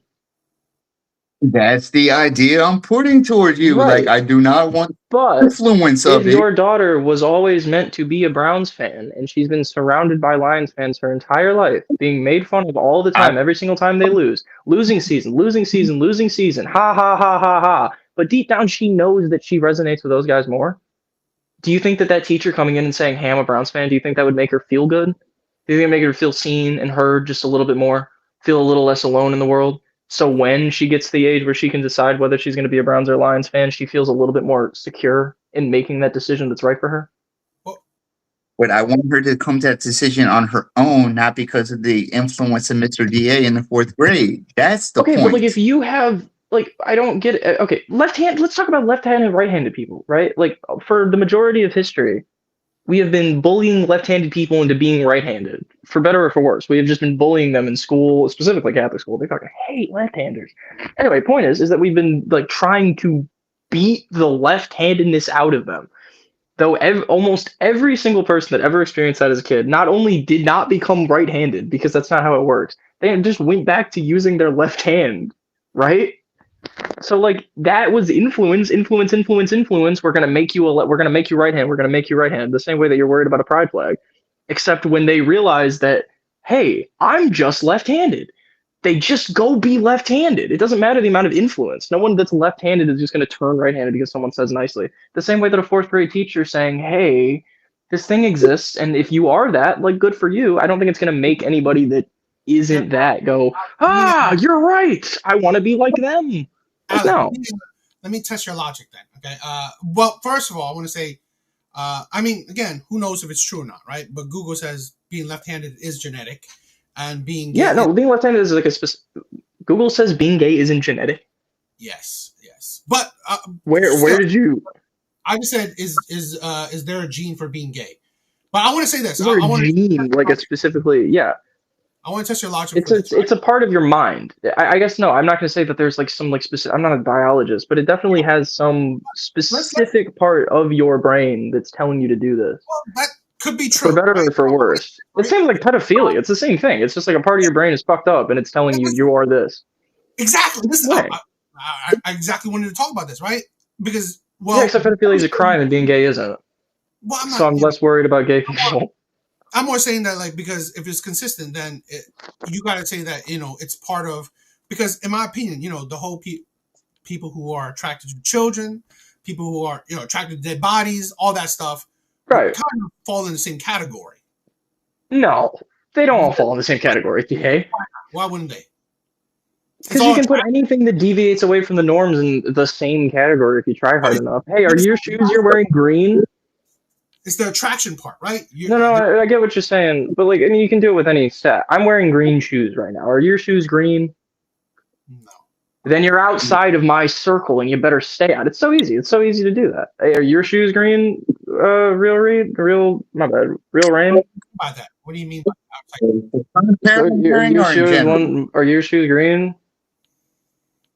The current pair I'm wearing or What's a the pair I you're have on in right now? general? The pair you have on right now. They're white. Right. So I can say that green people, because I think that I'm better in this situation. I don't think I'm better than you guys. So like, if I were to feel that I'm better than you guys, all I have to say is 2/3 of the people here aren't cool. They're in the outside group, even though you can categorize them in just colors, or you can just call them shoes. It really doesn't matter at all. But if you just say not green or green, it's a lot easier to make an enemy out of the not green, because everyone that's not wearing green is the enemy. So no, I do not think that pedophilia and being gay is the same as not being straight, right? I kind of think it's still the same mindset where it's. But the mindset is what? Just not being normal? Is normal is that the baseline? Norm is the baseline. Norm. So what is normal? Just a person attracted to people of a similar age, straight? I mean, cisgender, like that's normal, right? That's the norm. That's the norm we've all accepted. That's fine. I'll take that. Yeah. But like, okay, do you like Brussels sprouts? No. I do. Well, let me. What's the norm on that, right? Like, we haven't found the norm. No, I think you constantly look at it as a negative or a positive kind of. No, I'm not even negative or positive. You're conflating being gay with pedophilia. I don't like that. It's not a bad thing to be abnormal, right? It's not a bad thing to be abnormal. No. Yeah, of course not. So to be honest, in some ways, yeah, sure, it is kind of bad. But yeah, you can make the case. It depends on the circumstance. That's all I'm saying. Yeah, but I'm just saying that, like, in my opinion, right? Like I said, it's not genetic. It could be and you said it. It's probably a mental thing. So that's where we kind of think where, like I said, right? If you grow to be an adult, you decide what you want to do. Okay, but I think that it is true that there are teachers, there are certain schools. Nothing is zero, but there are places that they are influencing children. Maybe not necessarily during curriculum, but children interact with kids a lot. Yeah, we're parenting your kids for those 8 hours. That's what I'm saying. So we're doing our best, but I think that if there's one kid in the back of my classroom who's very obviously not comfortable, well, let's say like it comes down similar. I don't know. It can be anything. You can really conflate it with anything. That's all my whole point. Hi, AJ. I'm saying that this whole point of they'll influence them, you can do it with anything, right? I mean, you can do it with the Brussels sprout allegory. Like, I'd say most people in the U.S. aren't a big fan of Brussels sprouts, right?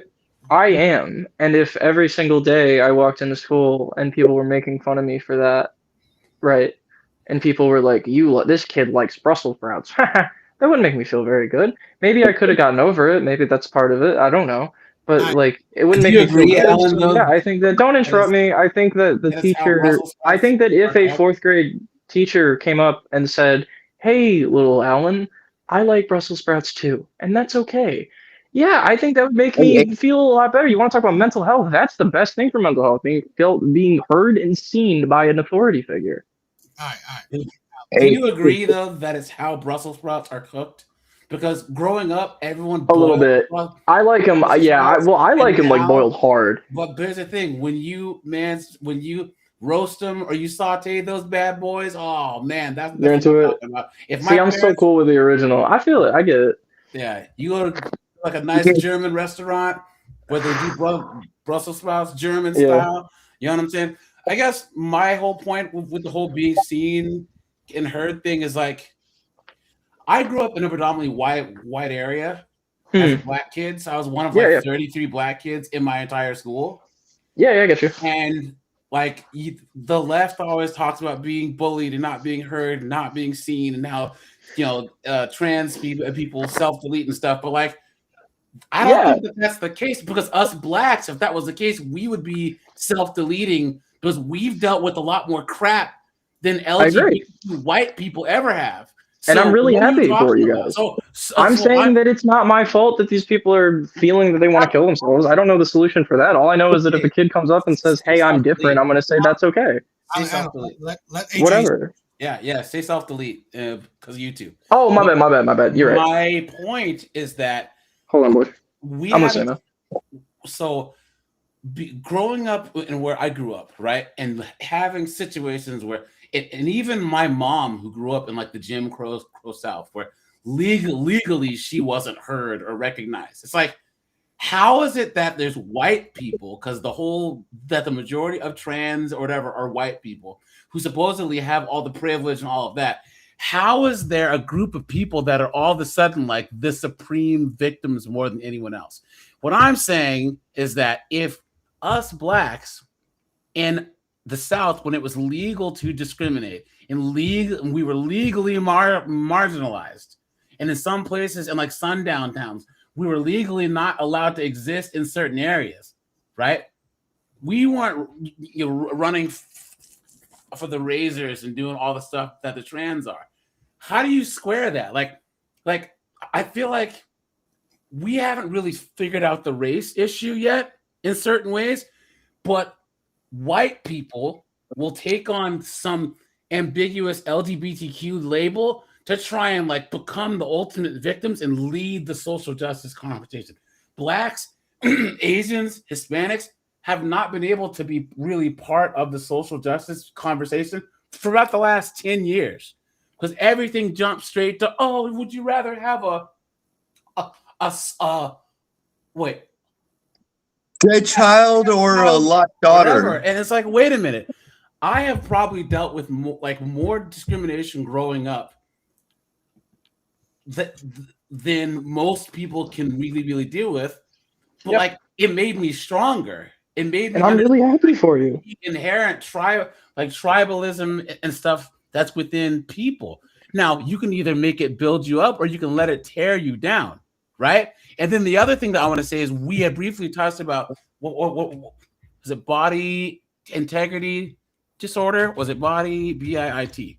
Where the people, they're born and they're like, I shouldn't have a leg, and they try and get a doctor. Yeah, like, but that's such an extreme. But that's such a fucking lame you don't example, think AJ. You know it is. wanting to change your gender is the same? No, I do not think that those are the same. How? I Hold think on. how? Wait, guys, hold What the fuck? on. Because one of them will paralyze you forever, and most people would say it's an impulsive, stupid, fucking rash decision.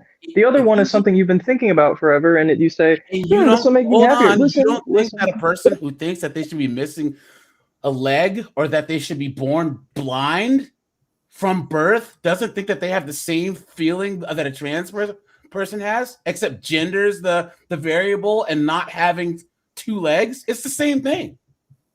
I think that they're I think that the way that we see them in society are very different. I think that if you want to chop, listen. I think that if you want to chop your leg off, I'm very libertarian when it comes down to this sort of stuff. I think that if you want to chop your leg off, fucking go for it, dude.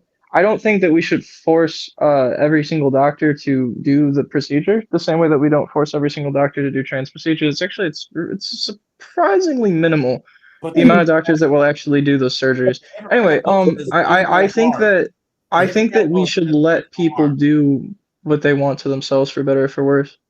And I think that if historically a procedure that makes people more happy is allowed to be that way, I think we should just keep it. Because if it's making them happy and it's not making us sad. Subjective. What I'm saying is that happy for the person, though.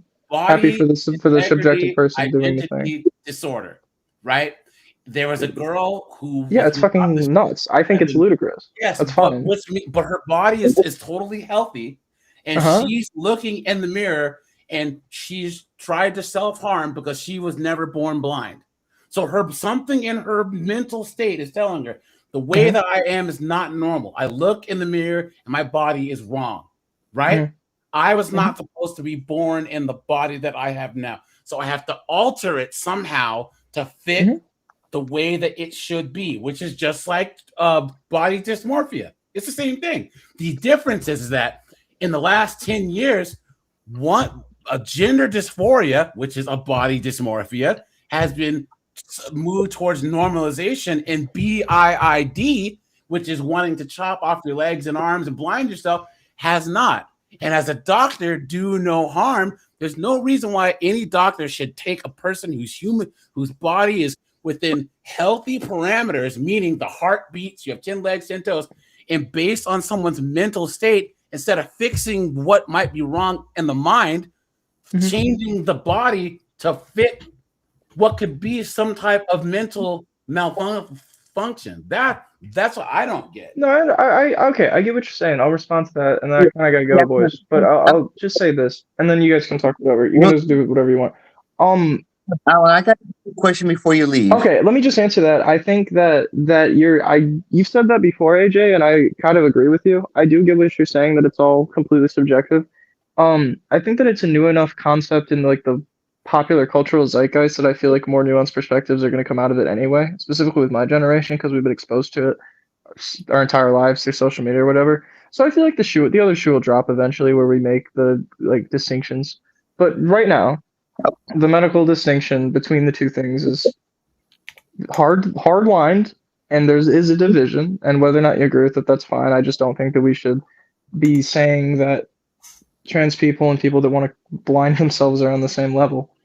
I'm not a doctor. Okay, I'm not a psychologist. Psychologists and doctors no. say that they're different, so I say maybe they're right. AJ, let me ask him this question real quick. Yeah, what's up? If it came out tomorrow that being racist was genetic, would you then start defending the position that racists should be able to be racist because it is genetic? No, I would start defend the position that we should rehabilitate them in any way, shape, or form. That's a good point, my friend. That's a very good point. And right now, the common consensus for how to rehabilitate trans people to get them out of their mental illness is to affirm their gender. So that's why I agree with that. That's what I'm saying. We should. If racism is genetic, then we should talk to these people, listen to these people, hear what these people are saying, find the root cause of what makes them present it. We should change their positions, is what you're saying. Change their positions. Thank you. Racist is hateful and it hurts other people. Being trans, the worst that it's going to hurt is yourself. Not really. You disagree with me on that. No, you don't think that being trans affects other people? If trans women being in women's spaces, it does. We already went through this, and that depends, and that's why we should put third bathrooms everywhere. Yes, I agree. So how do you feel? So we should do that. That there's a drop there's a solution. Amount of young people that are identifying as trans and queer now. There's studies showing I would say that probably a lot of it was, like I was talking to DA and Real Rain earlier, like I said, there's two options for the type of kids that are going to say that they're trans when they're 12 or 13. There's the kids that are actually trans, and then there's the kids that we're looking for doing it for attention. And I think that the attention seekers are finally kind of getting weeded out the closer that they turn to 18, the closer that they turn to being able to make the medical distinction for themselves. The reason. So there you go. That's your answer. The attention seekers are out. But Alan, to follow up on that, so say a kid comes out in the 5th grade and says he's let's just say he comes out at 5th grade because he's gay, because he's influenced by it. The social stigma, if he were to come out in the, let's just say, 10th grade and be like, you know what, like I was socially pressured into being gay when I was in the 5th grade. Right, but I'm saying that I'll put it like this. No. Let me say this. Because once you get to the 10th grade and you realize I don't like men, you just stop. You just start going having sex with women. That's all. That's all you have to do. Hold on. All you have to do is go, oh yeah, you're right, I'm not gay. Maybe you don't say, if you're worried about a social stigma, then just don't talk about it. Because hold on. There's no social stigma against saying I'm no longer gay. Who fucking cares? We're conflating sexual attraction and preference with gender. Oh, it's all the same to most people anyway at this point. It's not. I agree that it's not the same, but it is to most people. I know friends of mine that knew that they were gay from like a young age, right? Like that's like every gay person that I know said that when they were like in 3rd, 4th grade, they knew it for a fact, and now here they are in their 40s. I don't really see the issue with sexual preference as children with being trans and stuff, because there's no big pharma trying to push prescriptions to these parents to give to kids. There is no surgeries being done. If you just say that you're gay in 5th grade, like what does that even do? It doesn't really do much. So it's a different kind of ball game if you're talking about being trans, which could lead to certain permanent changes or whatever that could lead out and damage the rest of your life. I can tell you with 100%, all of the gay people that I've known and still know to this day knew from an early age that they were gay. Yeah, I get you. Can I say something though? And I'll go. Well, Can you guess the number? I just one thing, and then I'll hear you out, dear. I'm sorry. Can you guess the number of adolescents given like puberty blockers or hormone replacement therapy between 8? Oh shit! This is for 4 years between 2018 and 2022. Can you tell me what the number is? One is of how many children were actually given? One is too many. Like 926. That's too many. Of every child, that's somehow some like big. They're pushing it. Yes, because if that's I were to pushing say, it, hey, how many? That's big pharma pushing. If big pharma wanted to do it, they do whatever the fuck they want. They control my life, and they are. So if they were really pushing it, AJ, don't you think it would have reached out just a little bit more than that? But if they were really, if they had an agenda, AJ. Yes, because don't you think they would have done a better job? Because I'm gonna check you real quick. Look at this, guys. Here's the thing. It was actually published yesterday. Let's PBS article. Wait 1 sec. Yeah, I'm listening. Look at all these deep transitions that are giving their statements saying that they called Planned Parenthood. There was a woman, like a 16-year-old, 17-year-old teenager, or 18-year-old woman, called Planned Parenthood, said she's trans, all of a sudden got a script for hormones. Why would a child or an adult? Teenage to adult, so like 16 to like 18. They do have to get their parents do have to sign off on that, by the way. No, they don't.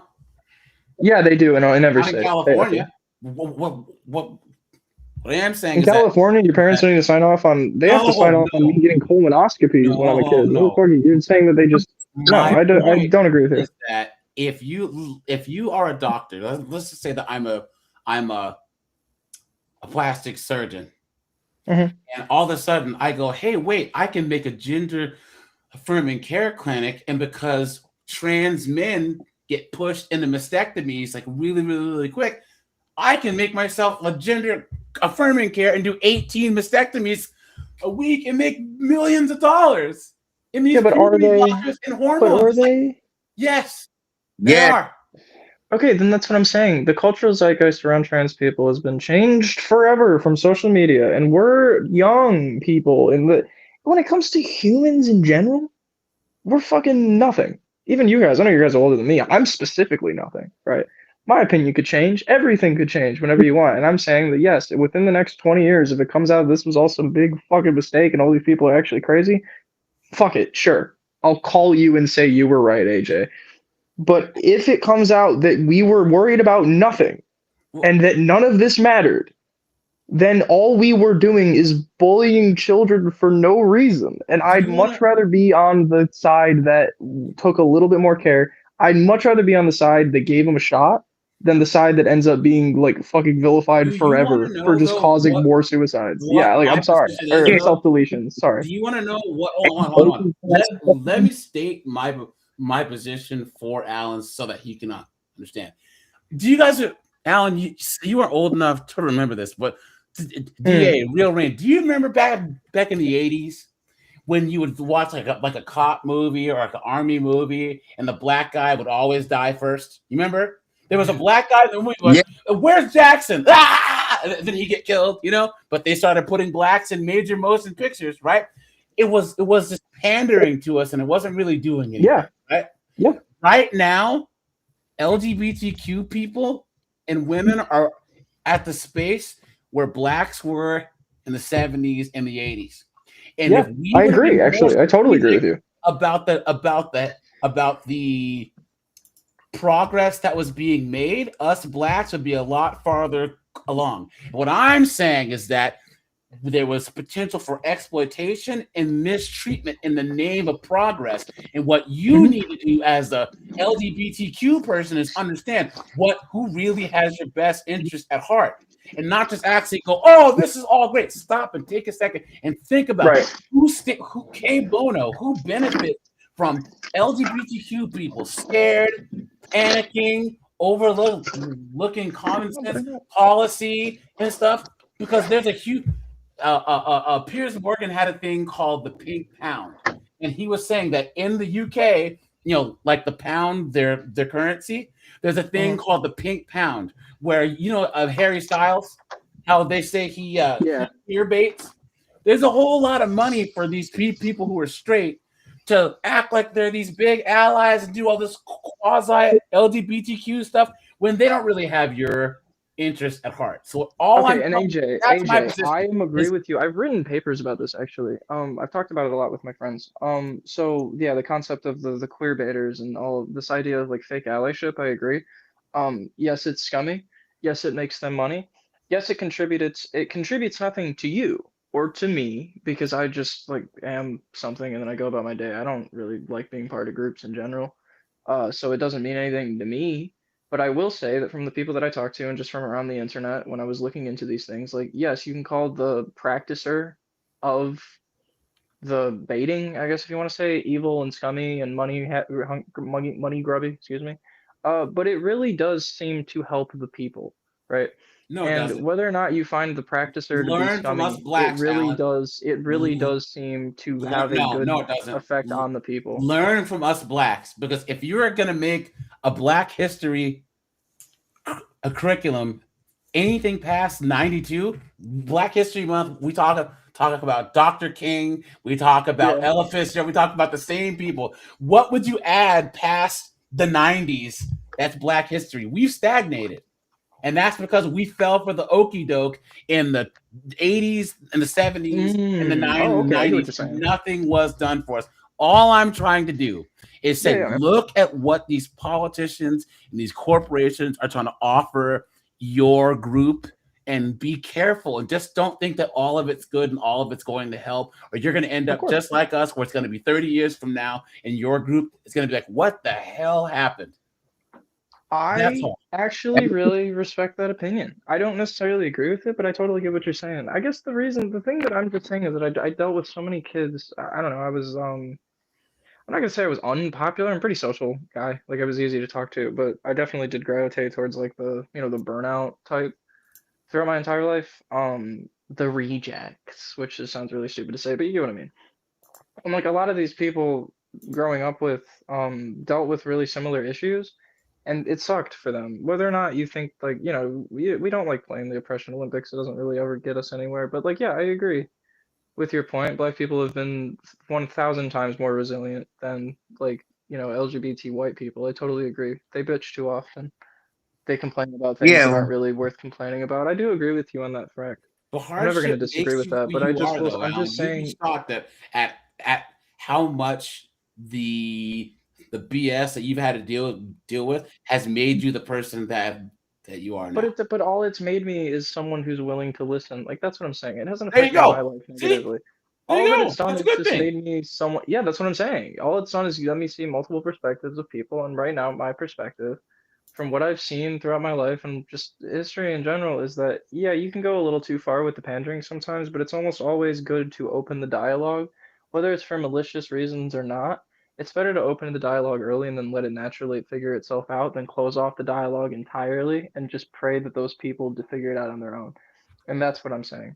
So I think that right now Hey, we hey, are at this we're at this like moment in time where we're gonna look back at this and go, wow, that was real interesting.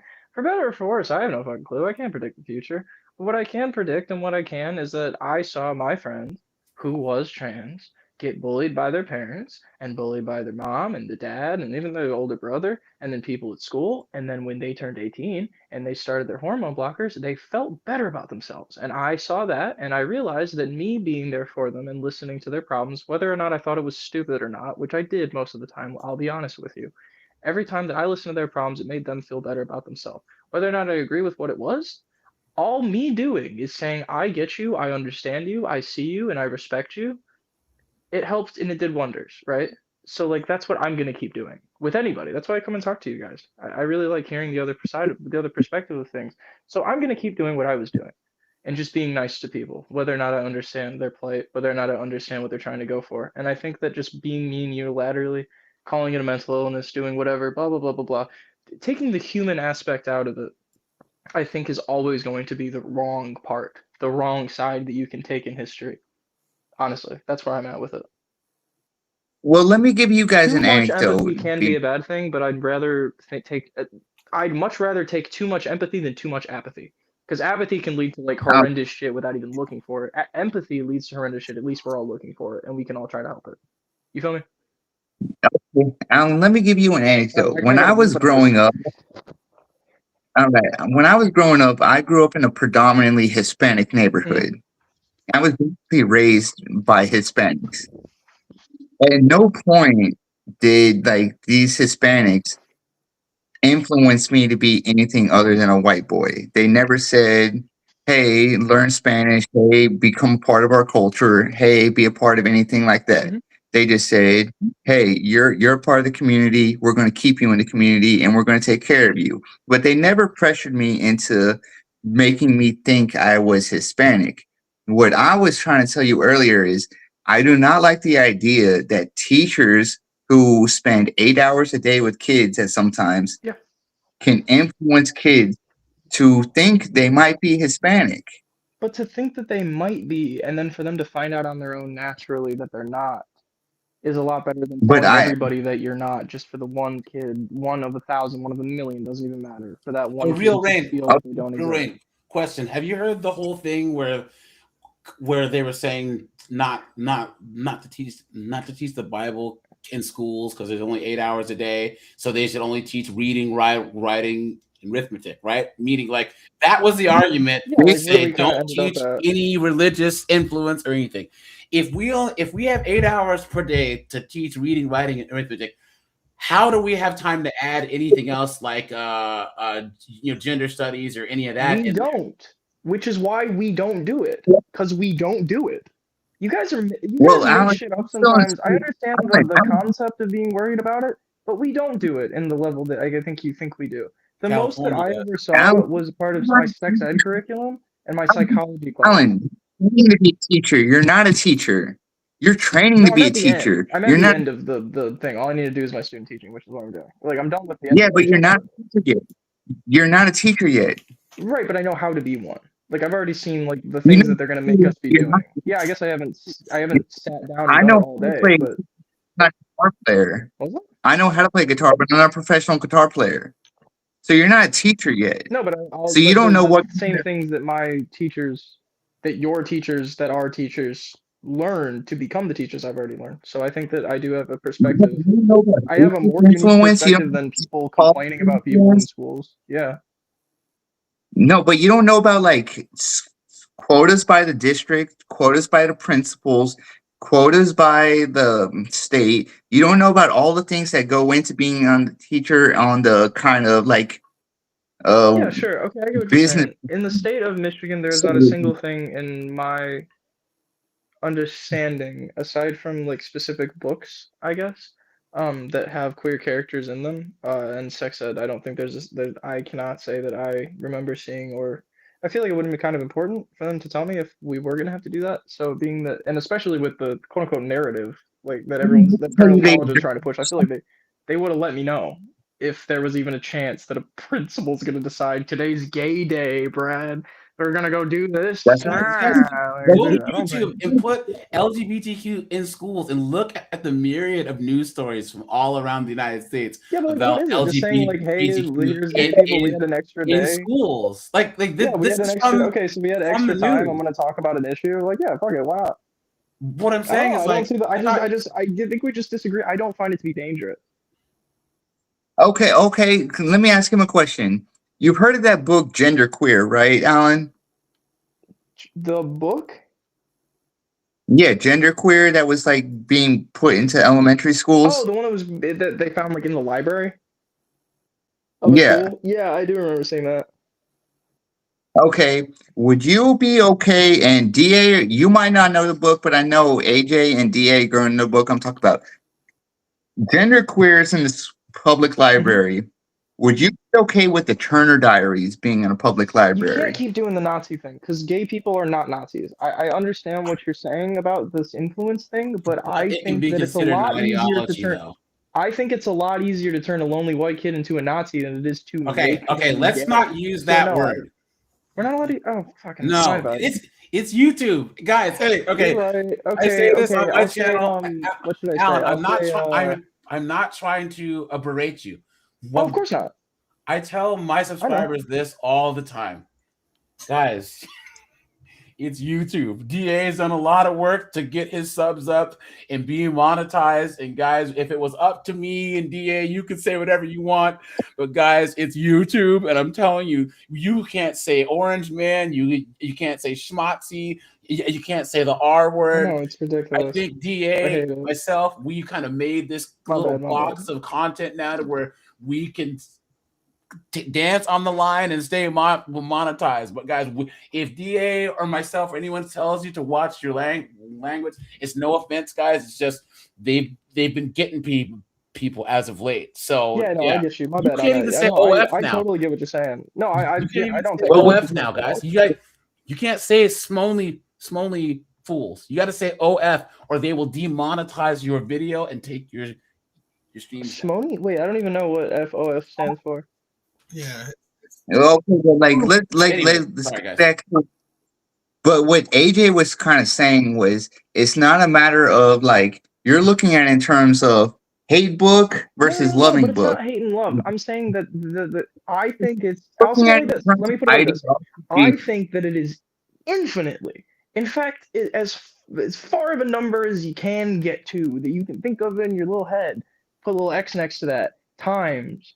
More easier. Jesus, I shouldn't be. I'm good at talking. I'm not supposed to be saying more easier. My bad, boys. I think that it's a lot easier to turn a lonely white kid into a Austrian painter enjoyer than it is to turn a lonely white kid into wanting to suck penis. I think that's a lot easier to put one ideology into a see, I don't believe so. I don't believe because so. I will disagree. But one of them involves me being in my room alone reading a bunch of bullshit and going, I don't like minorities. And the other one involves something that most kids aren't even doing in general, which is talking to people they enjoy. And then also getting to that point and like going like, I read a book when I was younger. I must do this. Even if I hate it, I have to do it now. No, that's insane. Here's the thing, though, that is insane. No fucking kid who read that book is thinking about that book when they're 14 and they finally listen. Let's say the average age to lose your virginity in the United States is 18, right? Like, I do not think that any fucking kid who read that book when they were 8, and they can't even fucking barely understand it. It's just like concepts to them, right? So they have these concepts in their mind, right? Oh boy, I do not think that it's going to carry with them all the way until they actually have a sexual encounter. And even if they do, if they aren't actually that, they're going to go, oh, this is gross, I don't like this. The same way that a lot of gay kids had to find out that they were gay, except they couldn't fucking talk about it. So yes, I think that letting us talk about it is a lot better than just pretending it doesn't exist, hoping that they'll do it on their own, and they're dead. But no one's saying that. Do you remember how we talked about how no, I do not. I would not care if my kid read gender queer. Do you remember how we had agreed that you had said that the rate of identifying trans has gone down because there was people that were jumping on like a social bandwagon, right? That's my theory. Yeah, correct. Okay, that means that there was things like validation that they were getting. They were called brave. They were part of this movement and community that was accepting, right? Like even like that is just as appealing as a kid who would fall into like a extremist YT supremacist. What are they looking for? Belonging, validation, brotherhood, family, etc. And when some people who you would even admit identified as being some type of queer, even though they actually weren't, they were doing that for some reason. I would posit that reason is probably the same as that loner kid who would go over to be a schmatzi, a belonging, validation. I'm part of something. I'm part of something bigger. I'm part of something bigger on the Q plus side, or I'm part of something bigger on the schmatzi side. And you know, and I know, me being from Seattle and me having been on the far left, that the people on the far left are just as crazy and extremist and kooky as the people on the far right. The extremists are the same, and the techniques and the psychological manipulation that both sides do are the exact same. So I would say, AJ, I gotta go, but I just have one question, and then because I totally get what you're saying. All of you guys, actually, this is like a pretty compelling argument. I totally feel it. The only thing is that, do you think that being a Nazi, Austrian painter and enjoyer, sorry, my bad. Do you think that being let's just say extremist, a violent extremist who hates everyone that doesn't look like himself and has an inherent bias against every minority, every single kind of person that's just a little different, that usually leads to violence and contempt and an inherent anger that lingers with them for life? Do you think that is of the same caliber of extremism as having sex with a dude maybe sometimes? Yes. Like, I'll tell you why. If you want to conflate if you want to say that they're easy to get to, yeah, sure. Like, yeah, acceptance and all these things. If it just do you think that they're of the same? If it just stopped at that sex act you were talking about, but you know, and I know, there's people that are so far to the left that they show the same xenophobic, hateful rhetoric that the people on the right do. Delete all male babies, delete all straight people, all this other stuff. It's the same thing. Extremism is extremism, and act like one is more tolerant than the other. And I've said this once before. DA knows what shows what the biggest hole in the leftist ideology is. Asians. The fact that Asians are not allowed to exist in the social justice conversation. Anytime Asians come up, they're invisible. Any gripes that Asians have, you're invisible. They're not allowed in DEI. They're not considered oppressed. The narrative stops with them because Asians disprove every single thing that they're saying. Asian immigrants, Asian Americans, their ideology just can't. And the fact, and strike two, Muslims. That the fact that the left allows in the most intolerant group of people and then ends up showing out for them is absolutely insane. So those two things show the inherent flaw that you have, gays for Palestine. There was a large DEI conference at UT Austin that got canceled because it said DEI, but for everyone except whites and Asians. DA, you couldn't come. You couldn't go to the DEI conference because you're Asian. You understand? That's actually no. Hey, can I just say something to that, AJ? My daughter is, and English is going to get on me. My daughter is half Latina, and there is no box on the school paper for Latinos. It's white. It's like white non-European, and then white Hispanic, right? But like, and the question I wanted to ask Alan, I see him in the chat, is like, when you say like there's an inherent thing with gays, or like with people that are same sex attracted, or people that are pre-diagnosed to transgenderism, when we put that thing to racism, if you have an inherent bias, how is that any different from the point you were making? If like I were to say, like, if I could prove that racism is biological, would it? You don't even have to go that far. If you can say that racism was an actual confirmed mind state, because dysphoria is a state of mind. So if you say that gender dysphoria is a state of mind that must be affirmed, why stop there? Why not say sexism is one, or racism, or nationalism, right? Why can't you say that if you're born with one mind state, Why can't you say that you're born with racism or sexism? You are correct. I think that's more of like a mental state. How are we more accepting and normalizing of one mental state over the other? And that's what I talked about body integrity disorder. Someone looks at their body and says, I was born wrong. I have a voice inside my head, a feeling that I cannot ignore that says I have this left leg and isn't mine. To the point where they self-harm and actually try and saw their own leg off. How is that different than someone but with gender as the variable and not the leg or the or vision? The only difference is we've normalized one, and the other one we still see as crazy. Exactly. I mean, I agree. No.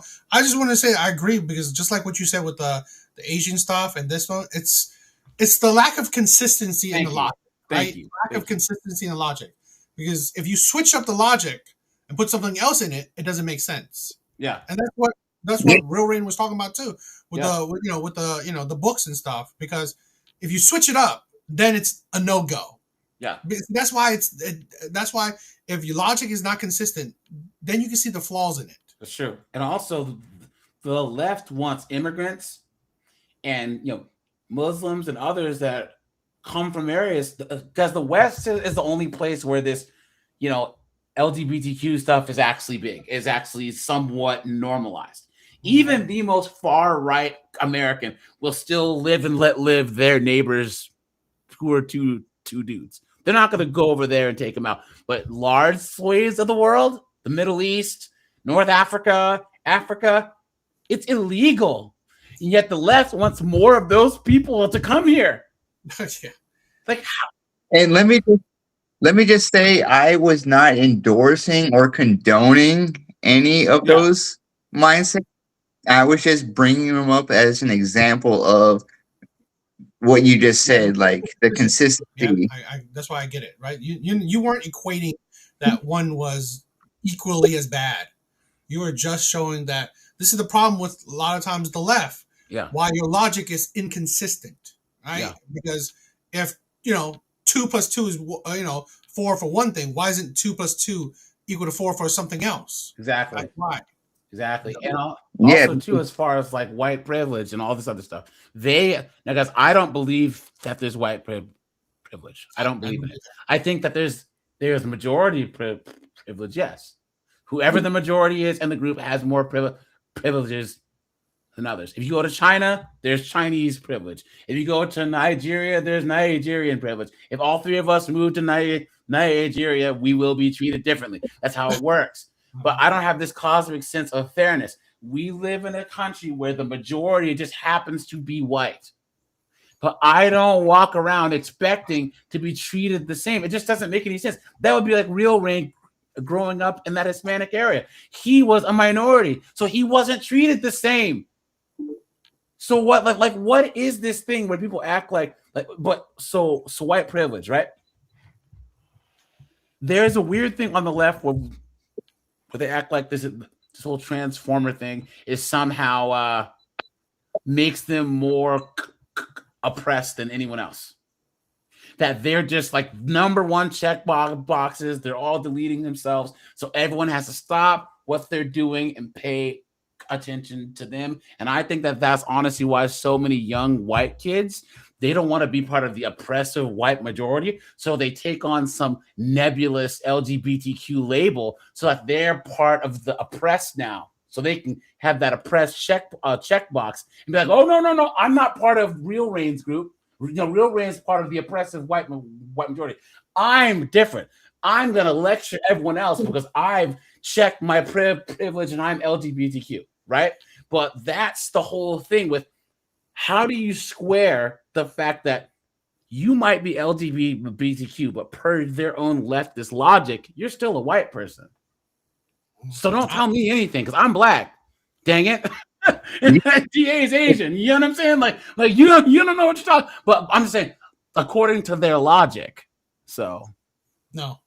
Yeah, and according to their logic, I'm going to tell you something. They want me to raise my half Mexican daughter as full Mexican and not raise her as being half white. They don't want me to teach her about like the European heritage.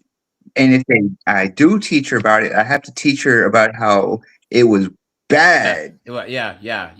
That side of you is evil and it's so bad and blah blah blah. And it's like, no, when you realize that every single negative thing that they say that white people are just better at through history is all part of human condition. Africans, did bad stuff to each other. Asians did bad stuff to each other. Natives did bad stuff to each other. It just is what it is, right? And people really, really, really, really think that even nowadays, how many times have you guys seen on TikTok and stuff where these people will travel outside the United States and be like, wow, I was just in Tunisia and women don't have any rights.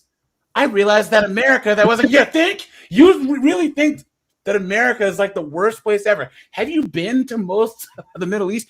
Everywhere from North Africa all the way to Azerbaijan is one of the biggest colonizations, the Arab colonization from North Africa all the way to Azerbaijan. There was thousands of indigenous religions, cultures that were all destroyed by Arab colonization. And in those areas, women have no rights and minorities are being systematically erased. The Coptics, the Kurds, the Druze, right, being exterminated. And no one says anything, but they sure will talk about the Brits and the French, right? Or the Spanish. It's like, well, no. Slavery is still going on. The Arabic slave trade never ended. They've been taking slaves from sub-Saharan Africa for thousands of years, and it's still going on to this day. Where is everyone marching for that? I just wish that people were actually more consistent and they would realize that in the United States, I think that we should do mandatory civil service. When people turn 18, they have to do some type of county, state, or federal service, not the military, but they should have to do like 3-month boot camp, get a skill, and then sent to like a 3-month trip outside the U.S. You know what I'm saying? So they could really, really understand how oppressive the Chinese government is, how oppressive that the Middle East is, and all these other places where you don't have any rights, and minorities certainly don't have rights. You guys think that if Real Rain, me, and DA moved to China, that we'd have any type of rights over there? Anyways. No. Well, that's All right, Zyrax. We've talked about a lot of things. I don't know if you listened to everything. Any opinions on things that's been said? If there's not, we could always pick something out for you to talk about. Well, hi. How are you guys doing? Can you guys hear me? Yes. Okay. Um, you guys said a lot, but no, I'm willing to go with the flow. Whatever you guys want to talk about. I'm a parent, so I don't mind talking about parenting. I'm cool about talking about politics. Whatever you guys want. Well, I'm good. have you heard of what we've been talking about so far? Yes. Not everything, but then, well, okay. I do have I understand that, a lot of people, especially, on the right, you guys feel like that white people are being, villainized and stuff for the shit that, um white people have done. But then it's not like, it's not so much as that, the left villainize the whites or whatever. It's just they're just basically talking about, history, right? At one point, every humans have started, wars. Of course, we talk about the Chinese, right? Excuse me, Chinese, they were bad at one point. The Russia, of course, we see them as an enemy. So of course they're, considered bad. Whatever happened in like just anywhere in the world, they're gonna we're gonna see them as bad if they did bad things, and that's all it is. It's not so much as that, the left hate white people or whatever. It's like that doesn't even make sense because half of the left, like are whites. But don't you hate Well, themselves? because she called out the only white guy on the stream right now. Well, let me say this, Okay. and AJ and DA will know exactly what I'm talking about. There is a certain group that has pushed self hatred amongst white Exactly. people. And that group of people that has pushed self hatred amongst white people realized back in the day it is easier to push that self hatred amongst the women. So when you say like, oh, like you look at leftists as this, well, if I were to tell you that 2/3 of Chinese people were in Congress, the majority of gun control activists were Chinese, the majority of LGBTQ advocates were Chinese, the majority of illegal immigrants advocates were Chinese, you would say we have a problem with the Chinese, would you not? Um, no. In America, not in where you are, but you would say that there is a issue with the influence the Chinese has on the American population, right? I mean, if they're Americans, then why would you have a problem with that? No, I said Chinese people that had everything I just said. Chinese nationals that had that control and that Yes, I influence would have on a problem. American Yes, people. I would have a problem with, like other And so when I mention a certain group that calls themselves God's chosen people have an influence on that, I'm called a bad word. So what I'm saying is we white people have been programmed to be self-hating individuals by said group of people. And so when you No, wait, say hold on. If I I could don't just know. like, I don't. so sorry. I'm sorry. I'm gonna go ahead, AJ. I'm sorry. Go ahead. I don't even think that it needs to go that far, right? Think about it. I am me being black, and DA can say this too. DA, how many times have you met like a new white person? Maybe you're at the store or you're at the bar hanging out, and the first thing that they'll try and do to like get in your good gracious is talk bad about white people. Well, you know how white people are. It's like, no, I don't. Like, I white friends or whatever. Like, or like stupid white people. It's like, what are you talking about? How many times I had one girl that I know, we're at a happy hour, and she's like, I just wish that there was less white people. And I'm like, well, fine, delete yourself then.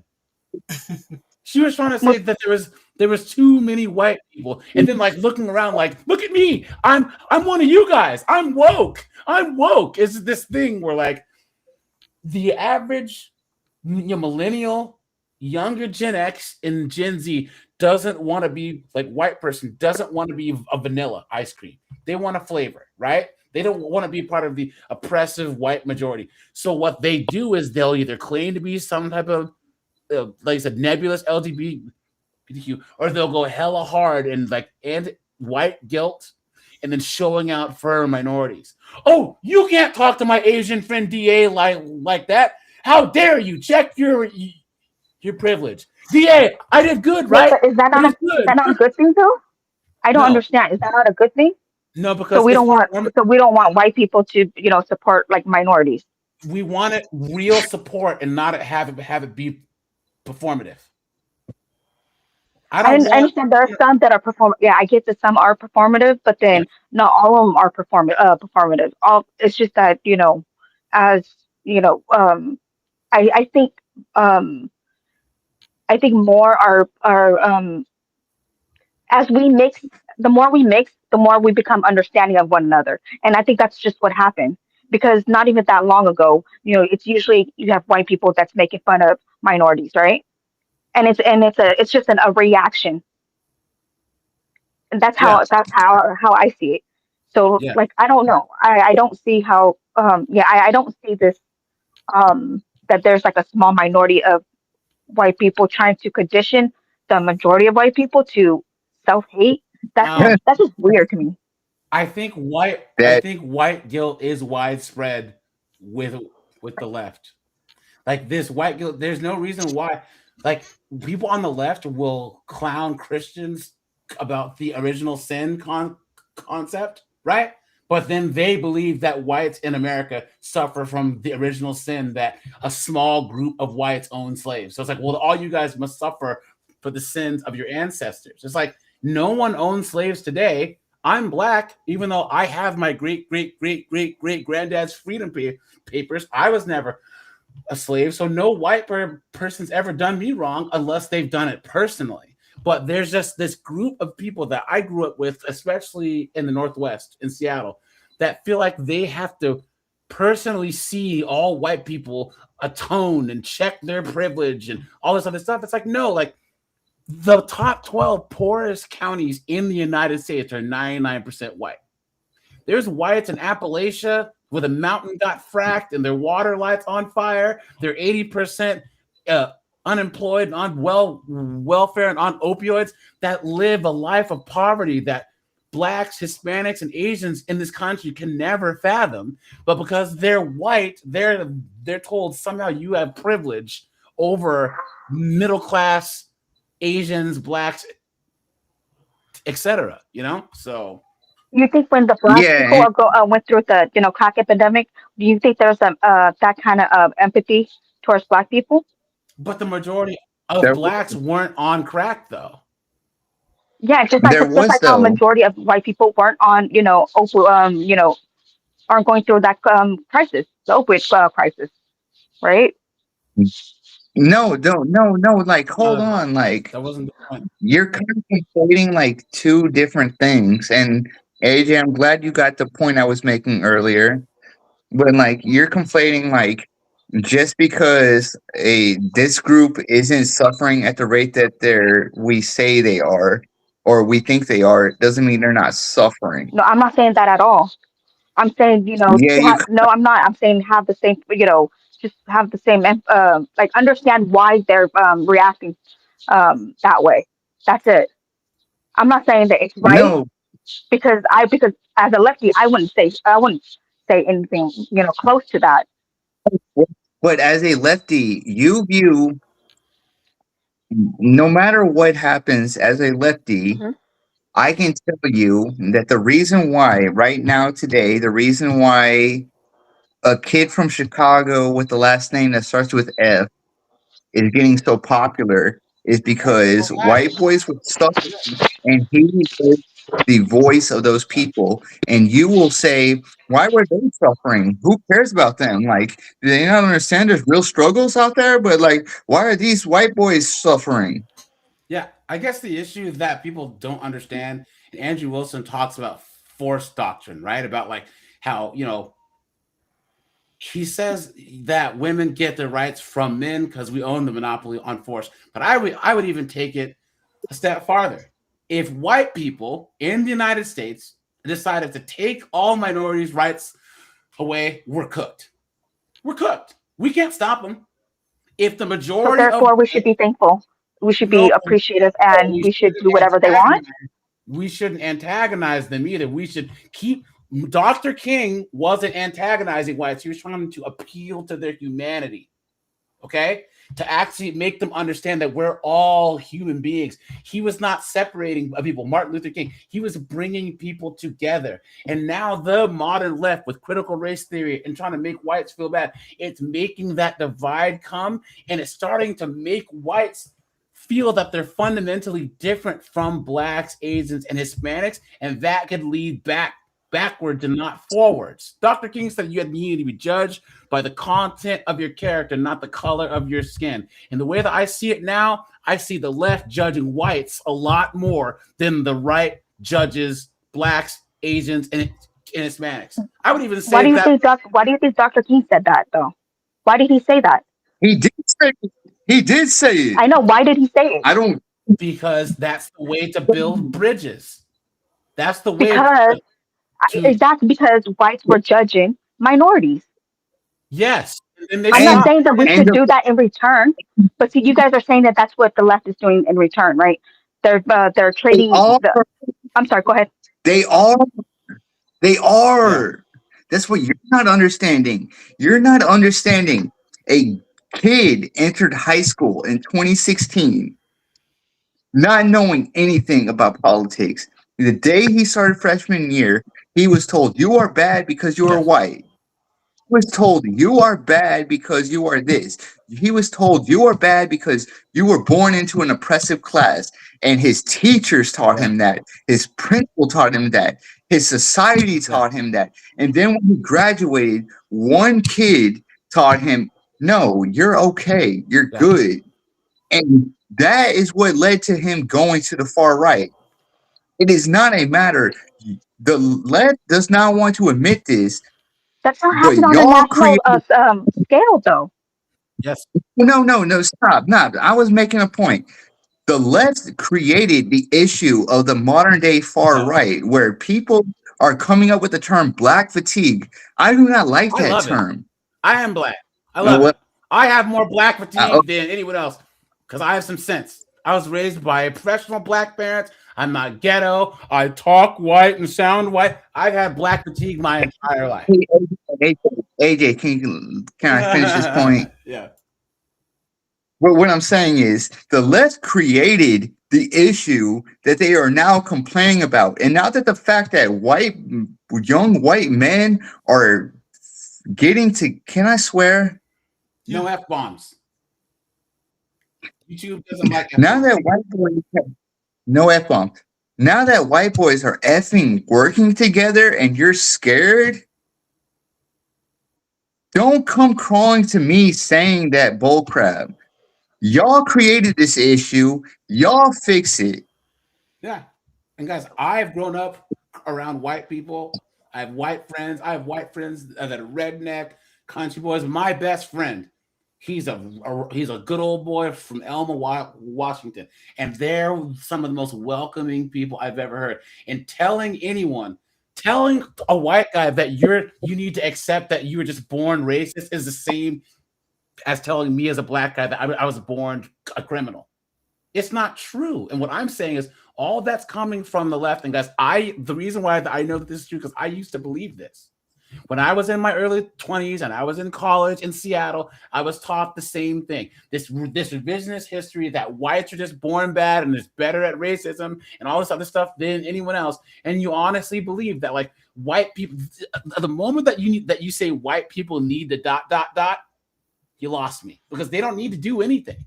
The average white person, the average Hispanic, the average black is getting up, going to work, trying to raise their kids just like anyone else, except the left thinks that the average white guy gets up, takes a shower, and decides, I'm going to oppress a woman today, or I'm going to oppress a black person. And that's just not how it works. Here, I If wanna you, say something. Wait, Zyrak, I wanna give you the spotlight, right? But I wanna say this before. I'll give you the spotlight for a good amount of while. Just looking at it as an Asian person, right? Through an Asian person lens, is that why I'm not a fan of the left is that again, one, I believe the left is creating and promoting a divide, and pushing a victimhood mindset, right? And that's why it's like it has to, and to have a victimhood mindset, you need a villain, which is the white man. So creating a victimhood mindset and making white men the villain still after years, which in my honest opinion, America should be more unified, but we've created where we are still needing a villain. So this is why I'm also tired about how certain Asian people, right, at least on social media, is like still they're joining the bandwagon of hating white people or creating white people as the victim. So again, this is why we all are talking about the problem with the left is that they're not unifying the country. They're actually pushing more of a divide. And you see that plenty of times. So, I wanted to just say that, but I want to give the floor to Zyrax because she's been patient. So what's your thoughts on everything? okay, to me, okay, all this sounds um, bonkers because okay, if you're getting validation from just some some dummy online, if someone or even like someone that you go to high school with is telling you that, oh, you should hate yourself because you're white, and you go, oh, okay, then maybe something, then yeah, you need to get yourself like, you I don't know, you need to talk to your parents or something like that. It's like, when you go to school and someone tells you, oh, you're this, like, who goes, okay, yeah, I believe you. Like, No, when I but was growing Zyrax, up, you're going, no, no, Better- hold on, growing up, going to school, people tell me, oh, you're a cheat, you're this, you're that. Am I going to be like, okay, yeah, you're right?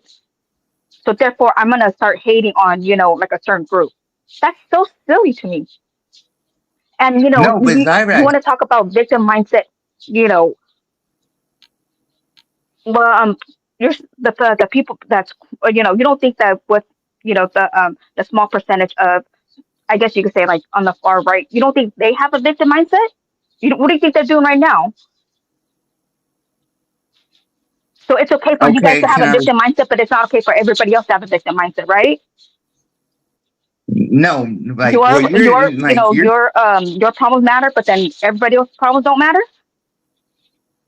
no, like what you're doing is you're conflating what I'm saying. I'm saying a young kid started high school at the age of 2014 as a freshman. Not some other kid, not some bully told that young kid he was just a cracker. I'm saying the teachers said that. The principal said that. The superintendent said that. Depending on the state representative said that. But It that's not was that's no, systematic. that's not what's happening though. It is what happened. It did happen. You can't say it's not something that happened. It's not happening. It did happen. From the time Trump took office in 2016, that's when we saw the rise in all of this. All of the DEI stuff took place in Trump's first term. So you cannot say it did not happen. It fucking did. I'm sorry, DA. It did happen. And you cannot now say I must miss the memo today, then, because I have kids. I have kids. Well, they're teenagers now, right? And they're I teenagers now. They're teenagers now. They were not teenagers in 2016. yeah, but then That is what I'm talking. yeah, but I'm involved with my local school district. But that's now. That's now. That's not back in 2016. So are you Do you okay? not understand? Because that happened in 2016. Are you saying that now, your mindset is now set in stone? That there's no going back. No one can tell you that, oh, what they did was wrong, and you're not going to be like, oh, okay, yeah, that was messed Or up. Majority of how can people I don't teach? think like that. Maybe that was just How my can I local teach? area. How can I teach them that was wrong? If people are happen today, how can I do that, Zyrax?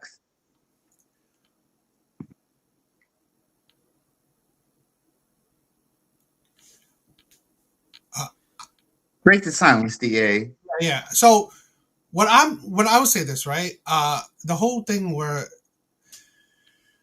this is the thing where we don't understand, right? I'm not saying that, oh, the far right is fine to be victims, or anyone is fine to be victims, right? That's not what I'm saying. Is that, you are, it's more like the moral high ground, right? Where the left constantly put out that they are more morally sound. They're on, they're better, right? They're not racist. They're not this. They're not that. But in reality, in practice, you're seeing it where they're pushing this narrative. So they're creating said villains, right? They're creating people that, you know what, in my honest opinion, they're creating the far right, right? Because in a sense, uh, it's all good, right? Your earbuds went out. I get it. Um, this is the thing where we don't understand that. You know, when you have, I believe, a growing left wing that is extremist, you're going to have a far right. So I don't necessarily agree with either side, far right or not. But I'm more on this thing where I don't believe the right is necessarily being victims, because a popular narrative within the right, the right is like pick yourself up from the bootstrap, right? To, you know, be better and stuff. So that's my thing. Uh, she probably had problems, so she had to go. Oh, she's back.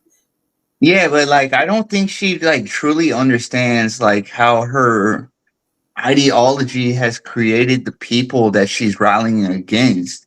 So it's like kind of what you just said, like Creates the villains. villains are not made, they're created. They're So not it's born. They're not born. They're created. yeah, so it's like you can't But tell this, these kids how can you go say that, the left has created, the right when this country has always been, either you're excuse me, either you're on the left or you're on the right. Hmm. because you're not like you're not like I feel like you're not engaging with what I'm saying. You're just waiting to say respond to what I'm saying. So what I'm saying is a young white kid, Zyrax, listen Hmm. to me. A Okay. young white kid entered high school in 2016, freshman year. His teachers told him he was bad because he was white. His principal, if he went to complain about that, told him you cannot complain because you are white. Then, when he went home, depending on his home structure, said you have to deal with that because you are white. And then this kid is growing up through all this animosity. And you are telling this kid to come out of that animosity and be normal. What did you expect was going to happen? Okay, if that really happened, It um, does. It did. It did. It's not a matter of if it really happened. It happened. okay, then what would you, okay, so what is your solution then? What do you think the left should do? I think If the left should say stop teaching racial identity, start teaching curriculums, and treat every child as equal. That is what I think the left used to stand for that. They don't anymore. They um, I, don't. I, I definitely agree with you there because me, even though I'm a lefty, I do consider myself a nationalist. I'm for, America because I'm American. So, Hmm. to say that like today's, that schools aren't teaching the curriculum, they're teaching, identity politics. They're not. They are. They're not. They're not. It's not an absolute, right? Let's not do that, right? I mean, I'm not saying everyone are, but there are teachers because again, a lot of a lot of teachers are Democrat, are left. So yes, I mean, not like a curriculum, but I've seen teachers put in, talking about their own personal views, their own thoughts, their own politics. So yes, they do. Not everyone, but there's no absolutes. There are teachers that are definitely trying to push ideologies. Okay, that is actually very true. If there are teachers that are teaching, identity politics, like I said, I, it's usually at a college level, or if not, then high school level, right? But no, like that's what I was telling Alan earlier. The same way I do not want a Hitler or a mustache man flag in the classroom is the same way I do not want this ideology's flag taught in the classroom. These are the things that like what we're saying is like the influence these symbols have on children affect them long term. That's what like I've been trying to say like this whole time. I don't know what you're not understanding about it. I understand that LGBTQ people exist. I understand that I'm going to teach my daughter to treat everyone equally. I understand all that. But I'm saying the equality the left pushes for, they do not show to white men. Well, If you do not understand that, then you're living in a different state, city, and probably country than we are. mm, see, okay, here's my thing though. If that is the case, No, no, don't like you see? Engage with what I just said. Don't just say like, "Here's my thing." Engage the point I just made. I am. See, the reason why it's hard for me to, I'm having a hard time accepting that as reality though, because I just I don't really see it on a big scale, on a majority scale. Now, I'm not, I'm not It's denying that it may happen on a smaller scale, right? But then usually how when, when we have conversation, we tend to speak like, in general terms, or, in the majority, we speak on the majority, not the minority. Well, don't you? But in general, you don't see. I mean, you're not seeing how we do.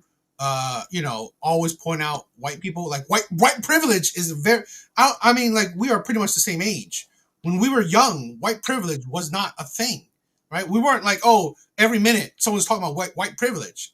So we do Yeah, see that because we're we building didn't up. recognize it. We didn't recognize that it was white We didn't, privilege I think no, as kids we didn't because care white people have been in power. because That's we the didn't. thing. That was not the. We didn't care about if you were white, if you were black. That wasn't the thing. But now we're recognizing, oh, you're white, so white privilege. We're thinking about the past more often. In my opinion, when I was growing up, I felt like we were more together. Yes, we maybe say things, but still, I felt that we didn't care or look at skin tone on that level. Right? It wasn't always the case. Now we're always talking about race. We're always talking about racism. We're always talking about white privilege. And in my what kind of Rain is saying that kind of mentality, the fixation on it, is actually hurting people. Where yes, there are white kids, and I seen a video of a white kid saying that a white college kid, right, young white college kid said that one of the things he hate is that he's white.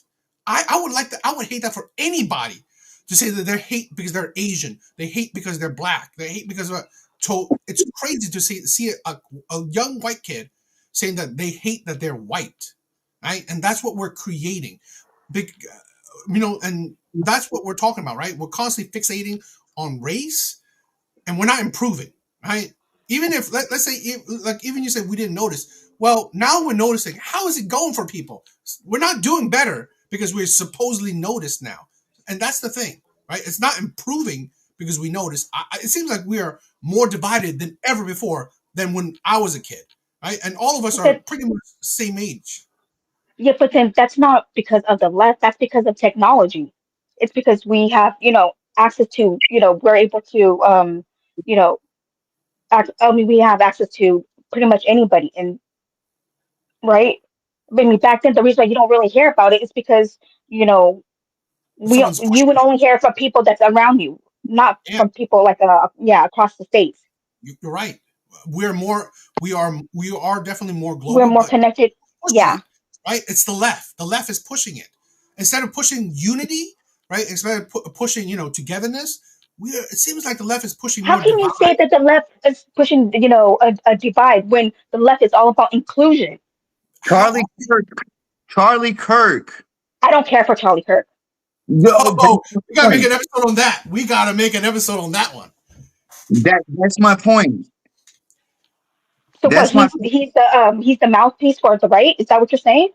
no. Like I'm saying I'm not gonna listen to Charlie Kirk. He's just one guy. I'm gonna no. listen to the consensus of the Republican Party. Okay, no. Because Zyrax, you just said so much without saying a lot. You just said, I said, you said,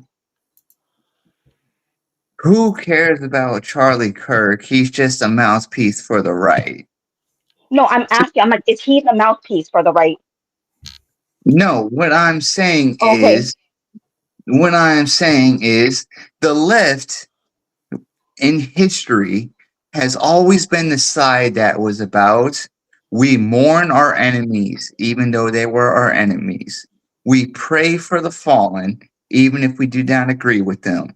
And then we saw leftists cheering when Charlie Kirk got murdered. So when you say, how is the left creating this divide when they cheer for what you just said was a spokesperson for the right? No, I didn't say he is. No, I asked no, you if he is. No, you did say he is. No, I said no. I said he's one person.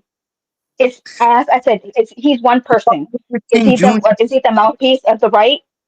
Martin Luther King Jr. was one person, but we saw the Yes. influence he had. Yeah. But that I've never said that Charlie Kirk doesn't have any influence or any.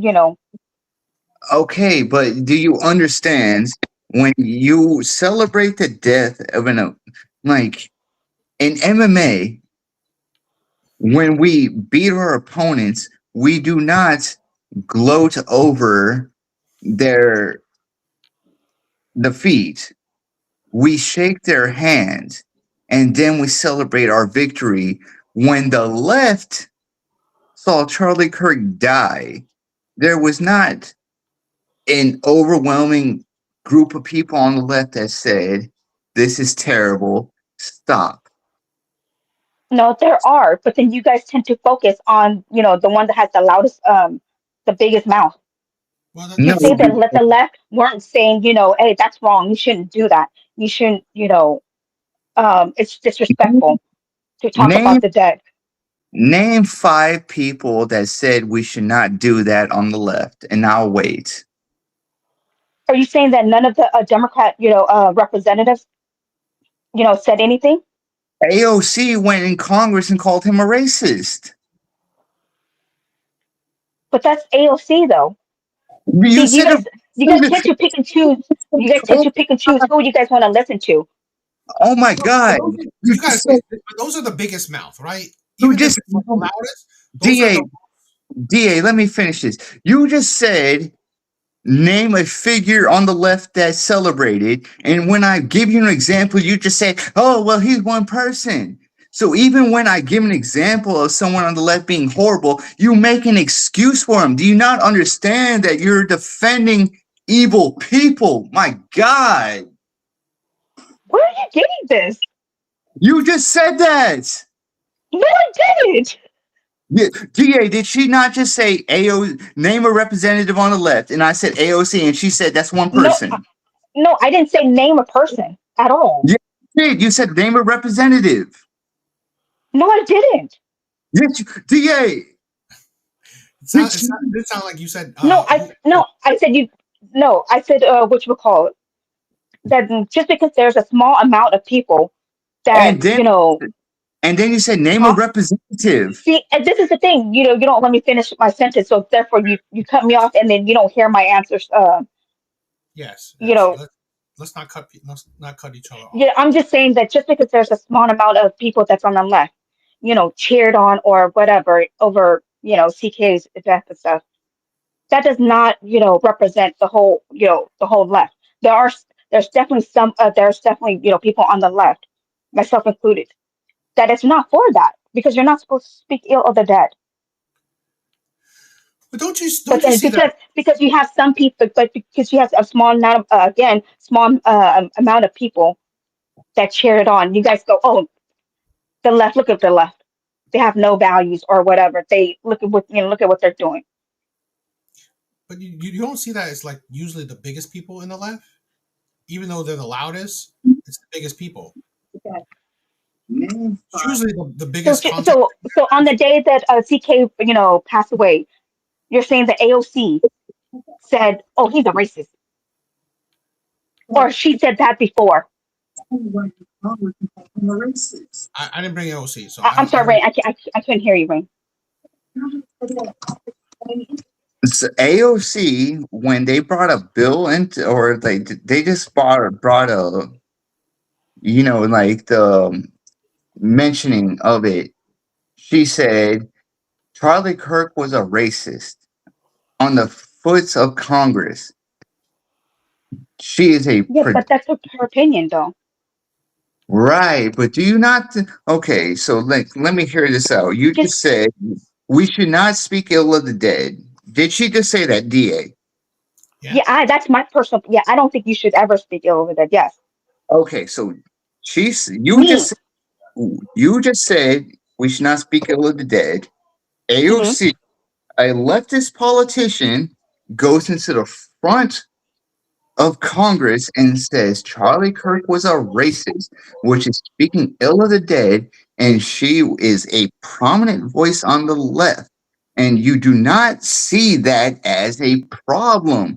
And the fact that you do not see that as a the fact that you do not see her doing that as a problem is a problem.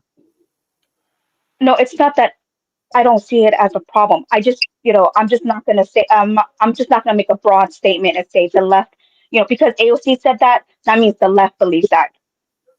Well, when the left doesn't condemn the bad actors, it kind of makes everyone think that, okay, then everyone follows it. No, I mean, Because the that's left just her doesn't really opinion. She condemn. sees CK as a racist. That's her. Can you show me one I'm just, Can you show me one Twitter post, one Instagram statement where you have said, "Hey, I did not agree with Charlie Kirk, but we should not be celebrating his death"? no, I don't, Yeah, I she's don't have probably. Twitter. I don't have, yeah, But you But have some have kind of you social media. I anyone, don't do social media. anyone, have you ever seen anyone, right, on the left actually condemn, bad actors on the left? Because in my opinion, Well, I don't think I mean, like maybe, but I rarely ever see anyone on the left, small or big, actually condemn, uh, you know, people on the left. yeah, Not, I but mean, that just speaks to their character, though. Not so much, not as the whole party. That's my point. Okay. Let me ask you this: have you ever So heard the term? hold on, Ray. So Donald Trump, right, our president, right? No. Let's not use Donald Trump. Um, um, Nick Fortress, right? He is for what do you call it? Um, he's for um race preservation. I guess in a way you could sort of say, right? He's for majority whites and stuff like that. You uh, know, should I go? Oh, that's the whole Republican Party. They believe that also, but the whole huh? Republicans don't agree with him. You hear voices. Exactly. Exactly. Kids, I'm not going to condemn the whole Republican Party just because one person in the Republican Party believes, believe what it, believe he or she believes. but no one No, supports him. No but one, like, no one bigger supports him. you're using the Nick Fuentes fallacy. Like you're literally No, using. that's what you're doing, and I'm No, telling you that that's not how I see things. I'm not gonna just because AOC said he's a racist. You no. know, You're looking at AOC as being like, you asked me a question of if a prominent leftist figure said something, and I gave you the example of AOC. Me and DA have brought up to you that a lot of leftists, a lot, a lot, went online after Charlie Kirk died and made videos celebrating his death. You are bringing up to me saying, "Hey, Nick okay, what Fuentes." do you mean? What do you mean by celebrating his death? I If mean, they just if they just spoke on him, they no, just gave their opinion on no, the guy. That's my not God. really speaking ill of the dead, though, right? And Oh, I mean, that's not celebrating. I'm sorry, that's not celebrating his death. okay, so there was a TikTok video that said, "We got Charlie Kirk in the neck, in the neck. And We got Charlie in the neck, in the neck." a There lot. are, Why are you listening to that? Why are you listening to that? Nobody. It's, oh my God, you're not even, you your got life doesn't make any sense. Like Like, who? No. Like who cares what that nobody says? That's my problem. Why no, are but okay, you you got listening to the worst, like the worst of the party, like the worst person out of the party, instead of because listening to the majority of people? no one in See, the we're not party, listening to Nick Fuentes, right? He's the worst of your party. We're not listening to him. okay, but like, you're not like really like what So I'm you're not, saying. no, you're not sending the same grace that we're giving you. See, we're not going to say that your whole party is has the same mindset or same ideology as Nick Fuentes. But then for Okay, some reason, that's what you guys are doing to the left. because I did not see when Nick Fuentes talks, you have people on the right that speak out against Nick Fuentes. Do they not? No, does Tucker Carlson speak out against him? Yes. Who speaks out against him? Tucker Carlson called him a weird gay kid from Chicago. Candace Owens said he was disingenuous. Ben Shapiro constantly called him a right-wing troll. Mike Yeah, the only one. says the Those are same big thing. points. So, like, I'm like giving you like prime examples of people on the right that are speaking. Name one person. I just gave you 5 people that spoke out against Nick Fuentes. Give me one person that spoke out about the death of Charlie Kirk. Because Destiny went on Piers Morgan and said, I'm not going to mourn Charlie Kirk because he's a hate monger. I'm not going to mourn this guy because he was a hate monger. You have all these examples Yeah, on the. that's not So, celebrating him though. That's not celebrating his death. He's just saying that he's not going to mourn him because okay, he's not going to mourn someone that he don't know or that's not on his side. they I don't didn't. see anything wrong with that. Okay, so you're saying you just said we shouldn't celebrate a death, but it's okay to go on a national syndicated program and be like, well, he was an asshole, so I'm not going to mourn his death. That's what you're saying. No, he didn't go on there just to say that. He He was did. asked a question and he answered. Oh my God, like you're delusional. You are so delusional. You are so ideologically bent that I can admit when a right winger does No, wrong, admit you when are, others do wrong. you You are. just No, I could, no, see, I Okay, could guys. concede, when the left does something wrong, I can you're point that not out. But You you're I'm have not sure you can't point out nothing that your side has done wrong, right? I can, I can point out a lot of things my side has done wrong. I do not Like what? agree. Okay, I cannot agree with the overextent of the deportations. I cannot agree with the overwhelming support for Israel. I cannot agree with 9/11 and going to Iraq. I cannot agree with the push for censorship on a mainstream level. I cannot agree that we should make things more inclusive while also A maintaining majority white? no, maintaining a healthy boundary amongst LGBTQ activities. I can agree to let's all of that cool with down a you. little bit. Let's cool down a little bit. I But want that's to. what you just list off is what pretty much majority of the right believes though, No, no, they don't. except for the time the Israel position. I understand that like half The believe and LGBT. half don't. I am probably radical compared to right wing counterparts on LGBTQ stuff. Okay, let's cool down a little bit. Let's. I want to give Red Door, uh, some spotlight.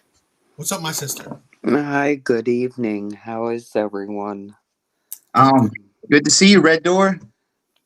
I just want to make a comment and bring it to people's attention because I stand outside the circle looking in. Being native, I've always been outside the circle looking in. And back when we had the Dakota Access pipeline issue at Standing Rock Reservation because the Army Corps of Engineers wanted to put the pipeline across Lake Oahu and then they didn't have an easement. That's basically what the protest was about. So, all the natives, mainly all the Sioux in South and North Dakota, were getting together for the protest. But then what happened was the left jumped on the bandwagon.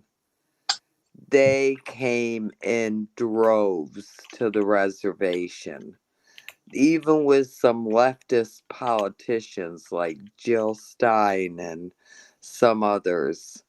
They came in droves. Little rich girls off from buses with their designer purses. Now, this is native land. And it was just so clear that it was a protest, so they were going to jump on the bandwagon. They didn't even understand what the protest was really about. They didn't have any respect for native land.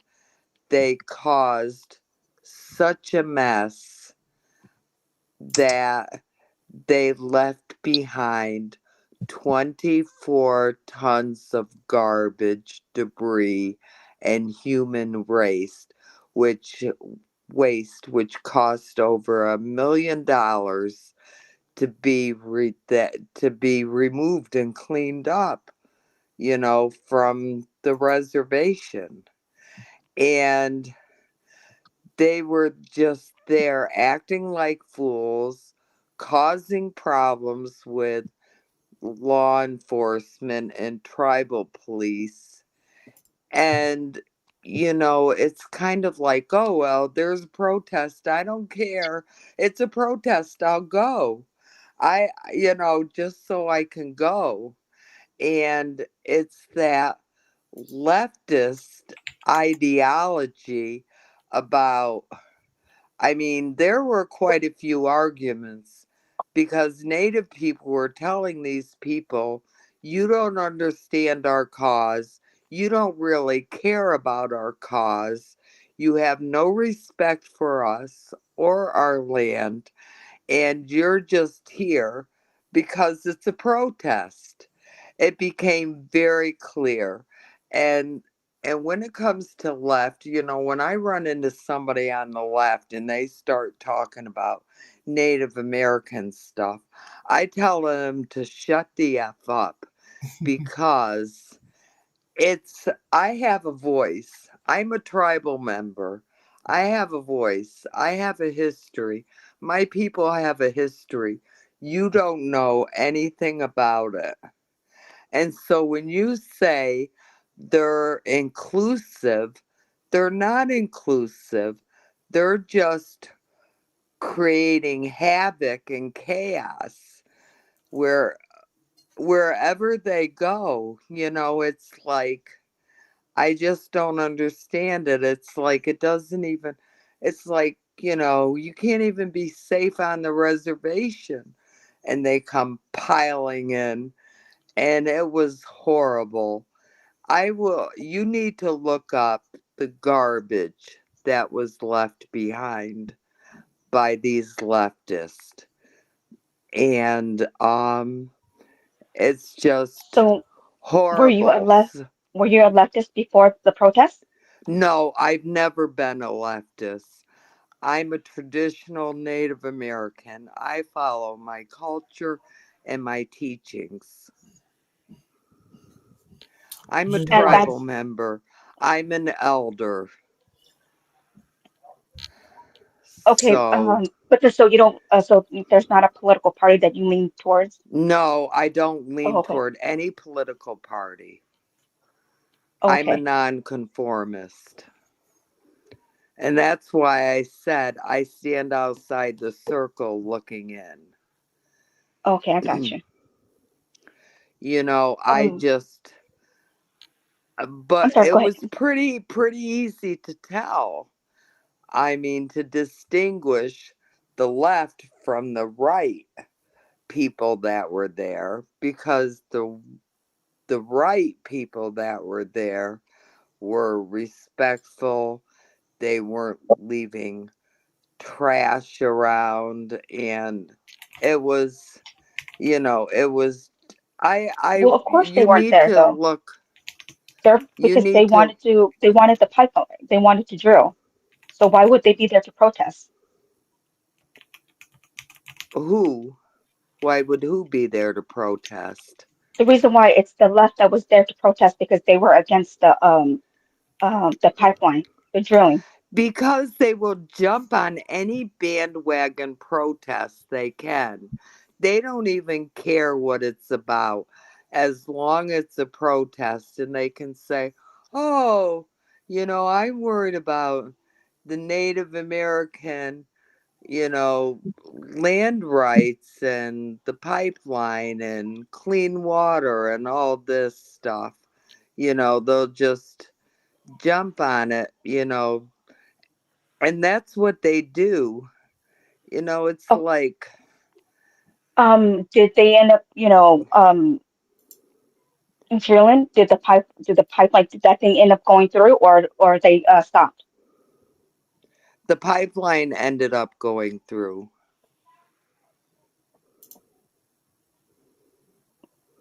When was this? This was a few years ago. You have to realize this is federal land. So, we don't have as natives because it's federal land. We have some sovereignty to the reservation and the land, but we don't make the higher decisions.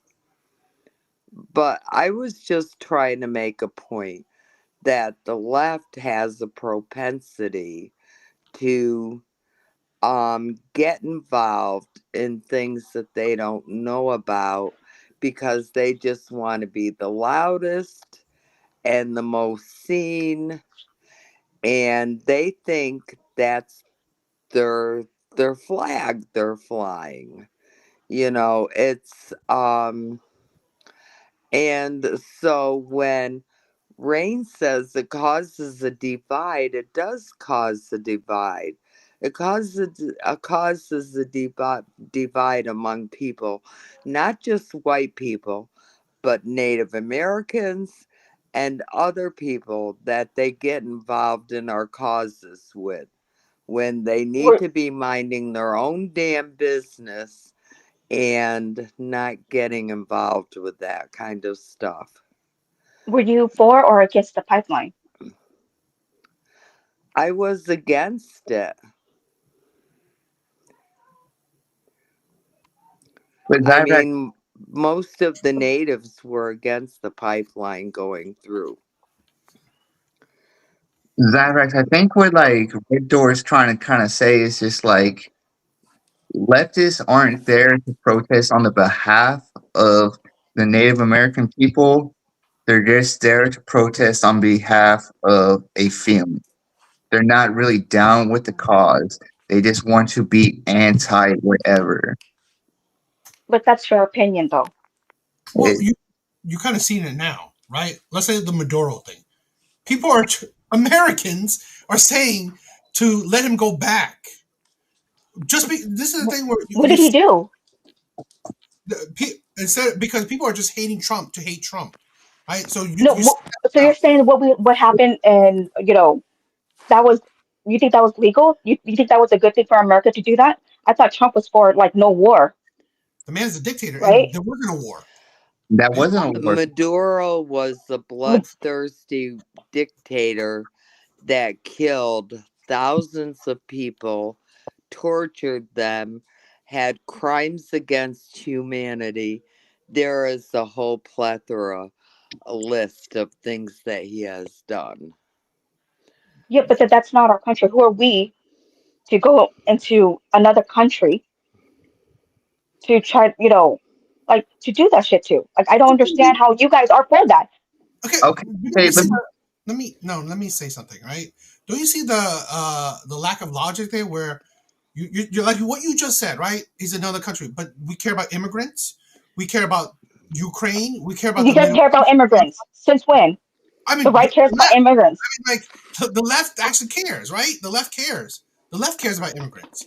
But you don't care about people who are the suffering in another country. Don't you care about immigrants? Don't you care about people from Palestine, from Ukraine? I mean, like you care about people from other countries. But now, when the president is doing something that, whether whatever reason he has, it does help Venezuelan that their dictator is not there ruling over them. Do you So care what Putin is doing? Do you care I, what Kim Jong Un is doing? there's yep. again it's got to be easier, right? Right. So how easy Like, would it what are be we saying to? here? Because no, you I, can't. I don't. I don't care what happened to. I don't care what's going on with other countries. I care about what's going on in America. I agree. I agree. But I'm saying the We should left, care about our. right? We should care about our citizens, not Oh, about other people. See, immigrants are people who's trying to get in, right? Trying to But they're not become our citizens. Americans. They're not our citizens. Yes. Zyrax, I'm going to just tell it to you right now.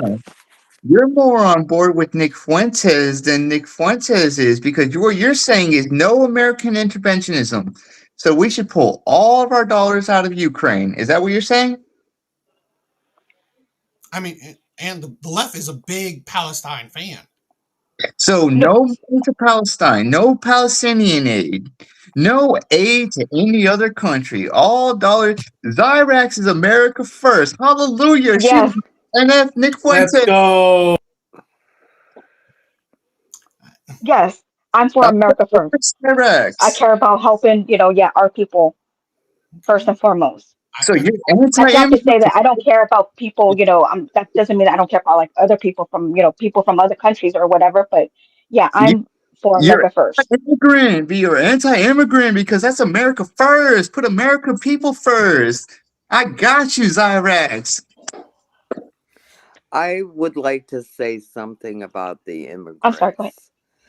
Now, what's happening on the reservations? We have the cartels moving in because they think that they can blend in with Native Americans and be a little less recognizable. And they're doing drug and human trafficking. I belong to a committee of missing Indigenous women and children, and we have a lot of women that just come up missing, and local law enforcement doesn't do anything. So, should these people be allowed to come on our reservations, hide out on federal land, and push drugs? We already have a drug and alcohol problem on the reservation, which we're trying to address. So we don't need, and then to have cartels running all these illegal businesses from the reservation. It's a problem on the Navajo reservation. It's a problem out in the plains.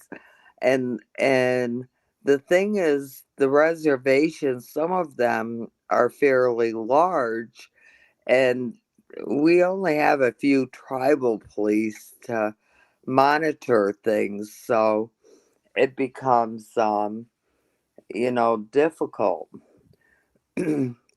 So you think that's okay for illegal immigrants to come and do that? I think she's asking Zyrax. No, definitely not. Like I said, I'm for America first. You should be more. You should be I more am. center right. You should be more center right. This is Zyrax, why you sound like a classical I'm liberal. independent. No, Okay. You sound I'm gonna independent because there's some stuff that I'm conservative about. There's some stuff that I'm I guess you could say like progressive. I'm for like social programs and stuff like that because I want to help our citizens. I'm not yeah, for I'm for like welfare because I want to help our own people to get back on Zyrax, their feet. I would look into classical liberalism. Like you sound like a 50s, 60s, 70s, Jimmy Hoffa era liberal. That's what I am. The problem is I never moved. I was on the left, and then the left moved so far that people think that I'm on the right. But I've Same. always leaned left, right? Like I'm more of that classic liberal. But if you look at someone like a Bill Moyer or all these people, he's been a liberal his entire life, but everyone claims that he's a conservative now. No, like the left has become the party of the academic elites, right? Where back when Red Door and my parents were young, you would see like a liberal left neighborhood, and you would see like a dentist and some factory workers, and everyone kind of living in the same neighborhoods, right? Now the liberals, you have the academic elites and the liberal left billionaires. Most working class people cannot find common ground with these academic elites that talk about like Palestine and and transgender rights. It's like, what does that have to do with the economy, right? Think about how disconnected that Kamala Harris and Oprah and all of them were with the working class. You know what I mean? I'm not trying to say that the far right and the Republicans are any better, but at least they were saying the word economy, you know? So I think that you might, because I'm an independent also. But what happens is that the left has become so disconnected from common sense to where you see these college students going to these prestigious colleges, then tearing up their degrees to say free Palestine. It's like, what are you? How am I as a working person supposed to find common ground with that? With an AOC or a Mom Dami or a Karen Bass, where they say all this craziness that just doesn't even make any sense. And then on top of that, you have the super far left pro-Palestine, pro-trans group that is a mouthpiece of the party, but who controls the party? The Cory Bookers, the Nancy Pelosi's, right? The corporate Democrats that are just as bad as the Republicans that the lefties say that they hate. Yeah, I understand that. I mean, there's extremists on both sides. That's what I was trying to tell Rain earlier, that yeah, I'm just not going to listen to an extremist. Like, I Yes. don't care what, and then one extremist nobody online says. Like, I get, who I choose to follow, or who I like how I choose my party. Like, I go by policy. Like, which party is more likely to promote or to pass, things that promote my values. Okay. I Okay, guess. okay. Can I follow up on that? Yeah. Okay. So you said is Let's policy try to over. let's try to wind it down, right? I don't want to keep Yeah, you guys. yeah. I'm Yeah. gonna be cool. I got like 10 more, 15 more minutes I can stay. So you're saying it's policy over party, but at the same time, you have been arguing with me about the party not being so bad. But then when you say Nick Fuentes is a bad guy, but then you have his mindset of America first, No, no, that yeah, but then my definition of American first is different from Nick's. but like the N- idea of America I first kind of came from you. Yeah, yeah, So but just because we both share one interest, that does not mean that I agree with everything that he says. I He's didn't for he, I but that's didn't what you're trying to say, though. no, I'm saying Okay, I'm sorry. Go ahead. with your worldview, you wanna like you want to point out all these things bad on the right, praise all these things on the left, but then praise the far right guy's philosophy while also saying don't pay attention to the far left philosophies. So my question for you, and I'm just asking this as genuinely as possible, who on the left can I look at that you would say is a great role model for me to just be like, hey, that's a My good man, Bernie Sanders. Hmm. Burns. Yes, Bernie. No, Bernie oh, okay, okay. I I have nothing to say after that. AJ, go ahead.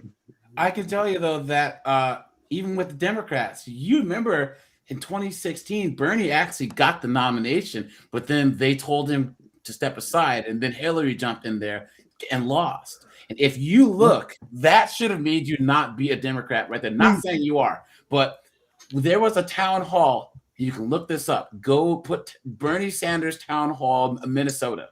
And he went to this town hall, and this guy raises his hand and says, Bernie, the only reason why I voted for Orange Man is because you weren't in there. oh And no, Bernie, Look, I want to say I before that is exact when Bernie was running, I was a Democrat. I was a me too. registered Democrat. Me When too. Bernie was running, I was going to vote for him Me too. for the presidency. And then I learned that the Democrats didn't want him. I was gone. I was Yeah. done. That's it. Well, then he goes, I'm how done many that others said the same thing? 3/4 of the entire hall raised their hands and said that they would have voted for Bernie. But the thing is, the Bernies, they're never gonna make it as long as the AOCs, the Cory, but I mean, sorry, the Cory Bookers and the Pelosi's and all the and the Chuck Schumers are there. But I'll just end on this. My mom grew up in the Jim Crow South. I think she's 71 now. So my mom grew up in when there was actually systematic institutionalized racism, right? And she grew up in the South because remember, segregation wasn't in the North. It wasn't on the West Coast. Only a small part of America was actually segregated. But we act like all of history was this way. You define Black history by a small part. My dad's from California. He never had experienced segregation. My point is, my mom's not a Democrat. My mom, who's 71, who grew up and saw the civil rights and everything, cannot identify with anything on the left these days. She can't. These people are absolutely insane. She's not a Republican. She's more of an independent. But my mom cannot, when she hears younger people, women, Blacks, Hispanics saying some of the stuff that they say, my mom, who actually experienced real racism, real discrimination, who had her uncle was actually, hung and they cut him out of the tree and he survived. My mom is like, now is a better time to live in America as Black, gay, Native, anything else than there is, and all of us need to stop complaining. I just had this conversation earlier with her today. What I'm saying is, as an independent or as a conservative, you kind of get rid of that victimhood type of mentality and also realize, guys, look, we can't help people. I can't help people outside of my friends group, my family, and those in my immediate circle. If you want to help live the best life that you can live, be the best example that you can be, and that's it. But this whole caring about Palestine, imagine having such a lame, loser, unproductive life that you can care about stuff going on thousands of miles away, and that is a symptom of the left. Yes. We're gonna try to wind down. So I'm gonna give people some last words, right? So, Zyrex, what's your thoughts? No, okay. What do you think the role? What's the role of government? Oh God. We'll be here for hours. Yeah, let's not. Like I It's for the people. right, right. The government, it's there to protect and to help its people, its citizens. And so the reason why I consider myself more on the left is because, the leftist policies focus more on helping the, helping the working class. Hmm. That's Well, I don't I like. see where the left has helped my people at all. Do you I see where the mean, right has helped your people? yes, I do, because I am from one of the poorest reservations in the United States. The annual per capita income is $6,512. It's um we deal with moldy walls in the schools, and it's very, very poor. And if the left cared about the people, all people, so much, then explain to me why Native Americans didn't even become U.S. citizens until 1924, and we were not allowed to practice our religion. It was banned. If we were caught practicing our religion or any ceremonies or anything like that, any part of our culture, we were arrested and put in prison. 1978, the American Indian Religious Freedom Act was signed. So when I was little, I used to think, I'd learn stuff in history class about how this country was built on religious freedom. That's why they came over here to begin with. And I was like, well, we don't have any religious freedom. So you can understand where, the growing up, it was really kind of hard to separate what was happening in our world as to what was happening in the rest of the world. And you can see why the left, blames white people, right? It's We- not, you know what? I've gotten over this blaming white people stuff. But then you're I've gonna blame the got, left. yeah, you, See how that I'm doesn't make blaming, sense. you know, that's all part of history.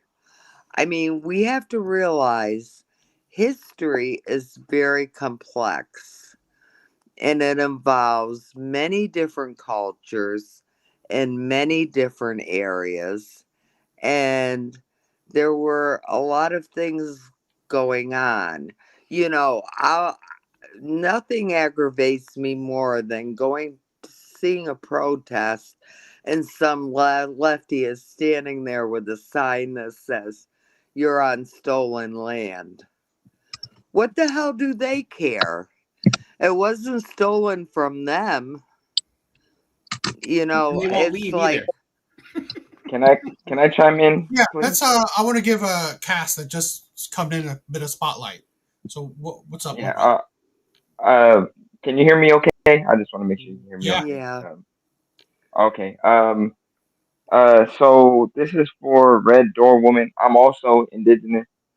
Coach at the Oglala Lakota and Guinea. Oh, And so um, one thing, and this kind of goes for everybody too. Like one thing people need to understand is that the left starts at anti-capitalism. The left doesn't start at identity politics, and that's where you guys are getting it all conflated. You guys think that the left starts at trans rights or the left starts at um, you know free Palestine and all that stuff. It has nothing to do with that. The left starts at anti-capitalism. Those of us who are actually leftists, we don't view liberals or Democrats as leftists, as the left. Now, that may be the American left, right? But America has a very tiny window of global economic, political spectrum, right? And the American left is Democrats, but that's not actually left wing politics at all. Um, the United States has always been a right wing government, and it's this right wing government that has oppressed us Native Americans from the very beginning. Capitalism is a right wing system. You can't be a capitalist and be a lefty. And so the capitalist system oppressed us Native Americans. It took our land from us and kept us on tiny reservations that they keep trying to take from us. That's the right.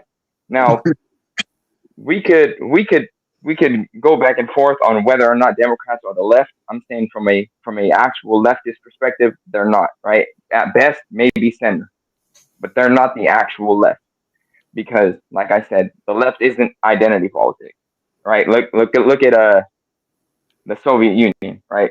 By all means, that was leftist, right? Because they were socialist. Yeah, sure, they were authoritarian. I'm not a Soviet fucking supporter like that. But they were very anti homosexuality in the Soviet Union, But that was a leftist government. Um, and so Red Door Woman, um, being a Native American and saying that the left hasn't done anything for us, um, Democrats haven't, but Democrats aren't the left. But right. Republicans haven't Well, done says anything you for us though. either. Who are they? Who are you to say that they aren't? If they say that they are. Did you just listen to anything I just said? Yes, but The that's left, the your left. definition, though. No, Hold no, on, whoa, no, whoa, no, whoa, no. whoa, That's whoa, whoa, that. whoa.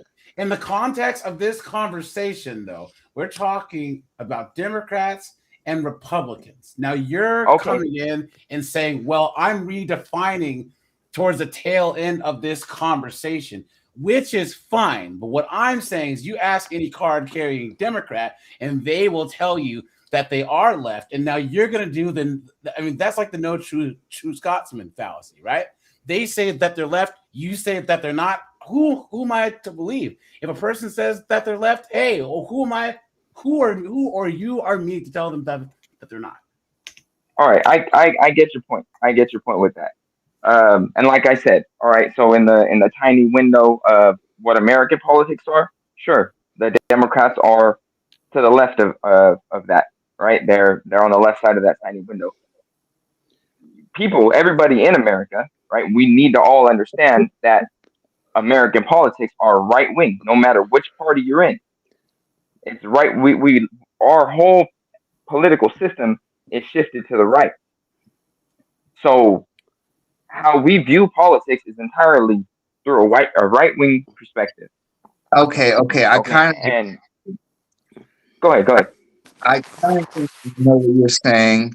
You're basing politics off of economic policy more so than anything else. Fair? Yeah, because that's Okay. what economic political systems and policies are based on. Okay, so you're basing everything on economic policy.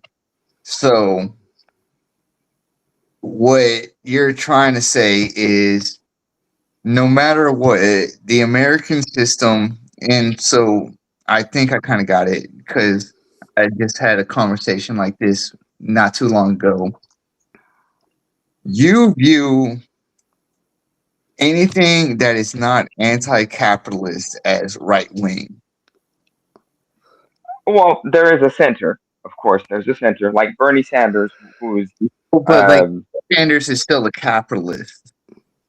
yeah, but he is for like uh more regulation and more reform. So that's centrism.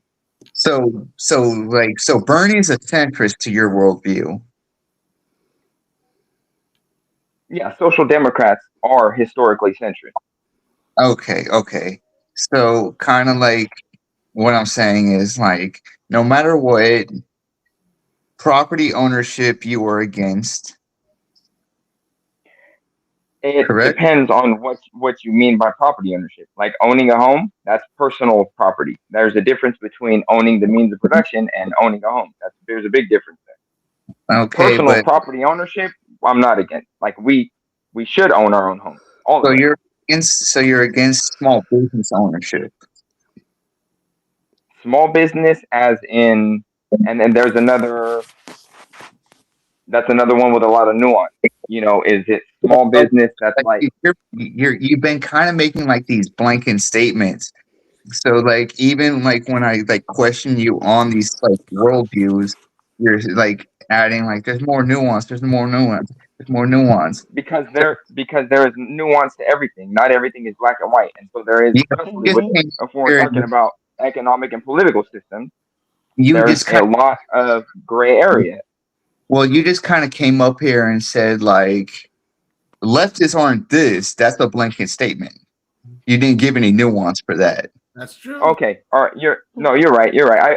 I feel what you're saying. I was just kind of jumping in. I know that that you guys wanted to wind down anyway, so I was just trying to jump in and get some points across. Yeah, Um, like you brought up like points that and if AJ or DA wants to have this conversation tomorrow or something, I'm willing to hop back on and we can like further have this conversation. But it's kind of like I think you are basing things off of the Soviet Union, if I'm not mistaken. well, not just the Soviet Union. There's a lot more than just that, but But primarily the Soviet Union. no. I mean, I'm No, not. I'm not a like have you Stalinist or heard like anything. our So left? It's not even our left is like center to like No, European countries. You know that, right? Zyrax, what you said was more European left. What he said was more Soviet Union left. I mean, I what he guess. personally well, believe in. I, Well, Soviet I Union guess. left. I guess my I point mean, is is that if you talk about like any type of anti-capitalist owning the means of production, meaning that things are kind of spread out evenly and there's kind of equal outcomes for everyone, it's like there has to be a group that decides what's fair and what happens to someone when they're taking more than what is deemed to be fair. Therefore, that Yeah. creates a hierarchy, and therefore that can lead to authoritarianism. Because, and also too, if the government owns the means to production, isn't that the biggest form of a monopoly there is? Because then you have one group who owns everything. I'm not for the government owning everything. I never made it perfectly clear what my personal views are, right? Well, But I was just hey no, go guys, ahead, go ahead. let's respect DA has had us on here for a long time, and he wants to wind down. Zyrax and Cat. We could definitely do a if you guys want to do a 2v2 debate with me and AJ, and like next Wednesday, I don't debate, guys. Sorry. I cuss people out if they piss me off. So I don't do come on, AJ. Come on. No. Because here's the thing. You guys, everyone on this panel has some sense, right? But you guys have seen, like, none of you guys have what I call the TikTok debater syndrome, where like people, they're passive aggressive, disrespectful, or whatever, So like, but I just don't debate, guys, because I'm not the type of person. But I like open dialogue. Yeah. Like I'd be down to have a conversation. Well, I'll put this on the table because Zyrax, I don't want us to end on a bad note. I did enjoy talking to you. I do want to do it again. DA, thank you for having me on. Kaz, you kind of came in here at the end of it, but I kind of want to engage with you more. And Red Door, I always love seeing you no matter what chat we're in. So if you guys are down, let's try and find a time where we can make this conversation happen again. Yeah. I'm down with that. Yeah, I'm I down. just want to say once again, there's having grown up on one side and then like being a classic liberal, kind of being on the left, and then being kind of like forced out of the left a little bit. It's like I see a lot of people who don't want to give up the label of Democrat or leftist in order to say that they're like more conservative or that they're or that they're more independent. And what I'm saying is people like Zyrax, like you said that you were an independent more, which is awesome. Like, but I find now that people don't want to even have conversations with people who don't have said label. Like, oh, you're not a Democrat, I won't talk to you. You're not a Republican, I won't talk to you. That's happening more and more and more than ever. It's crazy. So the fact that all of us can have this conversation is really, really, really cool. And Red Door, once again, Red Door is my friend. I appreciate you always engaging. And I really, really, really think that the listening to testimony like Red Door is like I've seen people from my hometown in Seattle, and they'll march and have like, indigenous land and whatever. And you're like, hey, do you know any Native Americans? No. It's like, why don't you go get to learn? Go talk to people like Red Door before you try and like act like you know everything about indigenous people because you took an indigenous studies class in college. Those are the types of people that I grew up with, where they'll take an African American studies class and think that they know all about my culture or Red Doors or Cass's culture. So don't fall for performative middle class white female liberalism. It's just crap. Anyways, I'm done. Thanks, guys. No. It was good talking to you, AJ. No, we definitely join the Discord. I'll try to find some time so we can all like. I would love because I'm a capitalist, right? So of course you are. I definitely. I'm kidding. Debate against people who are anti-capitalist. So I'm definitely down for having a conversation about it. But Yes, because I don't. I mean, I don't want to take you guys on forever because we can go on for another couple hours and get Well, crazy. can I feel something real quick? Go ahead. My channel is 2 subscribers away from being at 50, and then I'll be able to go live. So I'll be able to have more conversations like this on my channel. So if you guys wouldn't mind subscribing to my channel, get me over 50 so I can start doing some more stuff. I'd Wait, appreciate. why didn't you tell me that you had a Yeah, channel? Yeah, I didn't I'll know. plug yours on my channel too, dude. I put, No, put yours right Come here. on, man. I didn't want to like. I didn't want to like do it, but I'm so close that it's like I'm at the time where like I kind of needs to start chilling. Yeah, I put your link in the bio, in the chat. So I appreciate it, guys. But great talking to you all, Cyrax. I hope to see you Of again. course, I do hope definitely you. will. Anything I said personally, we just engage in ideas. it's all good. Yes, yes, it's we're good. We're good, Rain. I'll definitely subscribe too. All right. Thanks, thanks everybody. Yes, have a good night. Good night, everyone. Good night, Roger. It was good Good to night, have Oh, talking to everybody. you Ray, with you. hit me up on Discord. Yeah, you guys are amazing, right? Thank you guys for being here. Thank you guys for being here. Kaz, I'm sorry that you got here on the tail end. Would have been good. Oh Would no, have it's been all cool that good. you got here Yeah, earlier. So, but yeah, also yeah. your Next time, next time. yes, please please follow and we'll definitely. I do this every Wednesday, right? Every Wednesdays. So if you guys are here, definitely we'll cater a panel around anybody. So we'll definitely love a conversation. All right. All right, cool, man. I will definitely. Well, I'm subscribed, so. Awesome, awesome. Zyrax, thank you, my sister. Thank you for being such a fun person to be around, right? Thank you for coming by. I love you. Thank you. No, thank you for having me. And sorry for coming. I know I said I'll be up in like 10 minutes, but yeah, I had something that came up real quick. So, It's all good. yeah, it's always a joy. No, I love it. I love it. Thank you. Thank you for being All here. All right. right. Have a good All right. night. Thank you, Doc. Bye.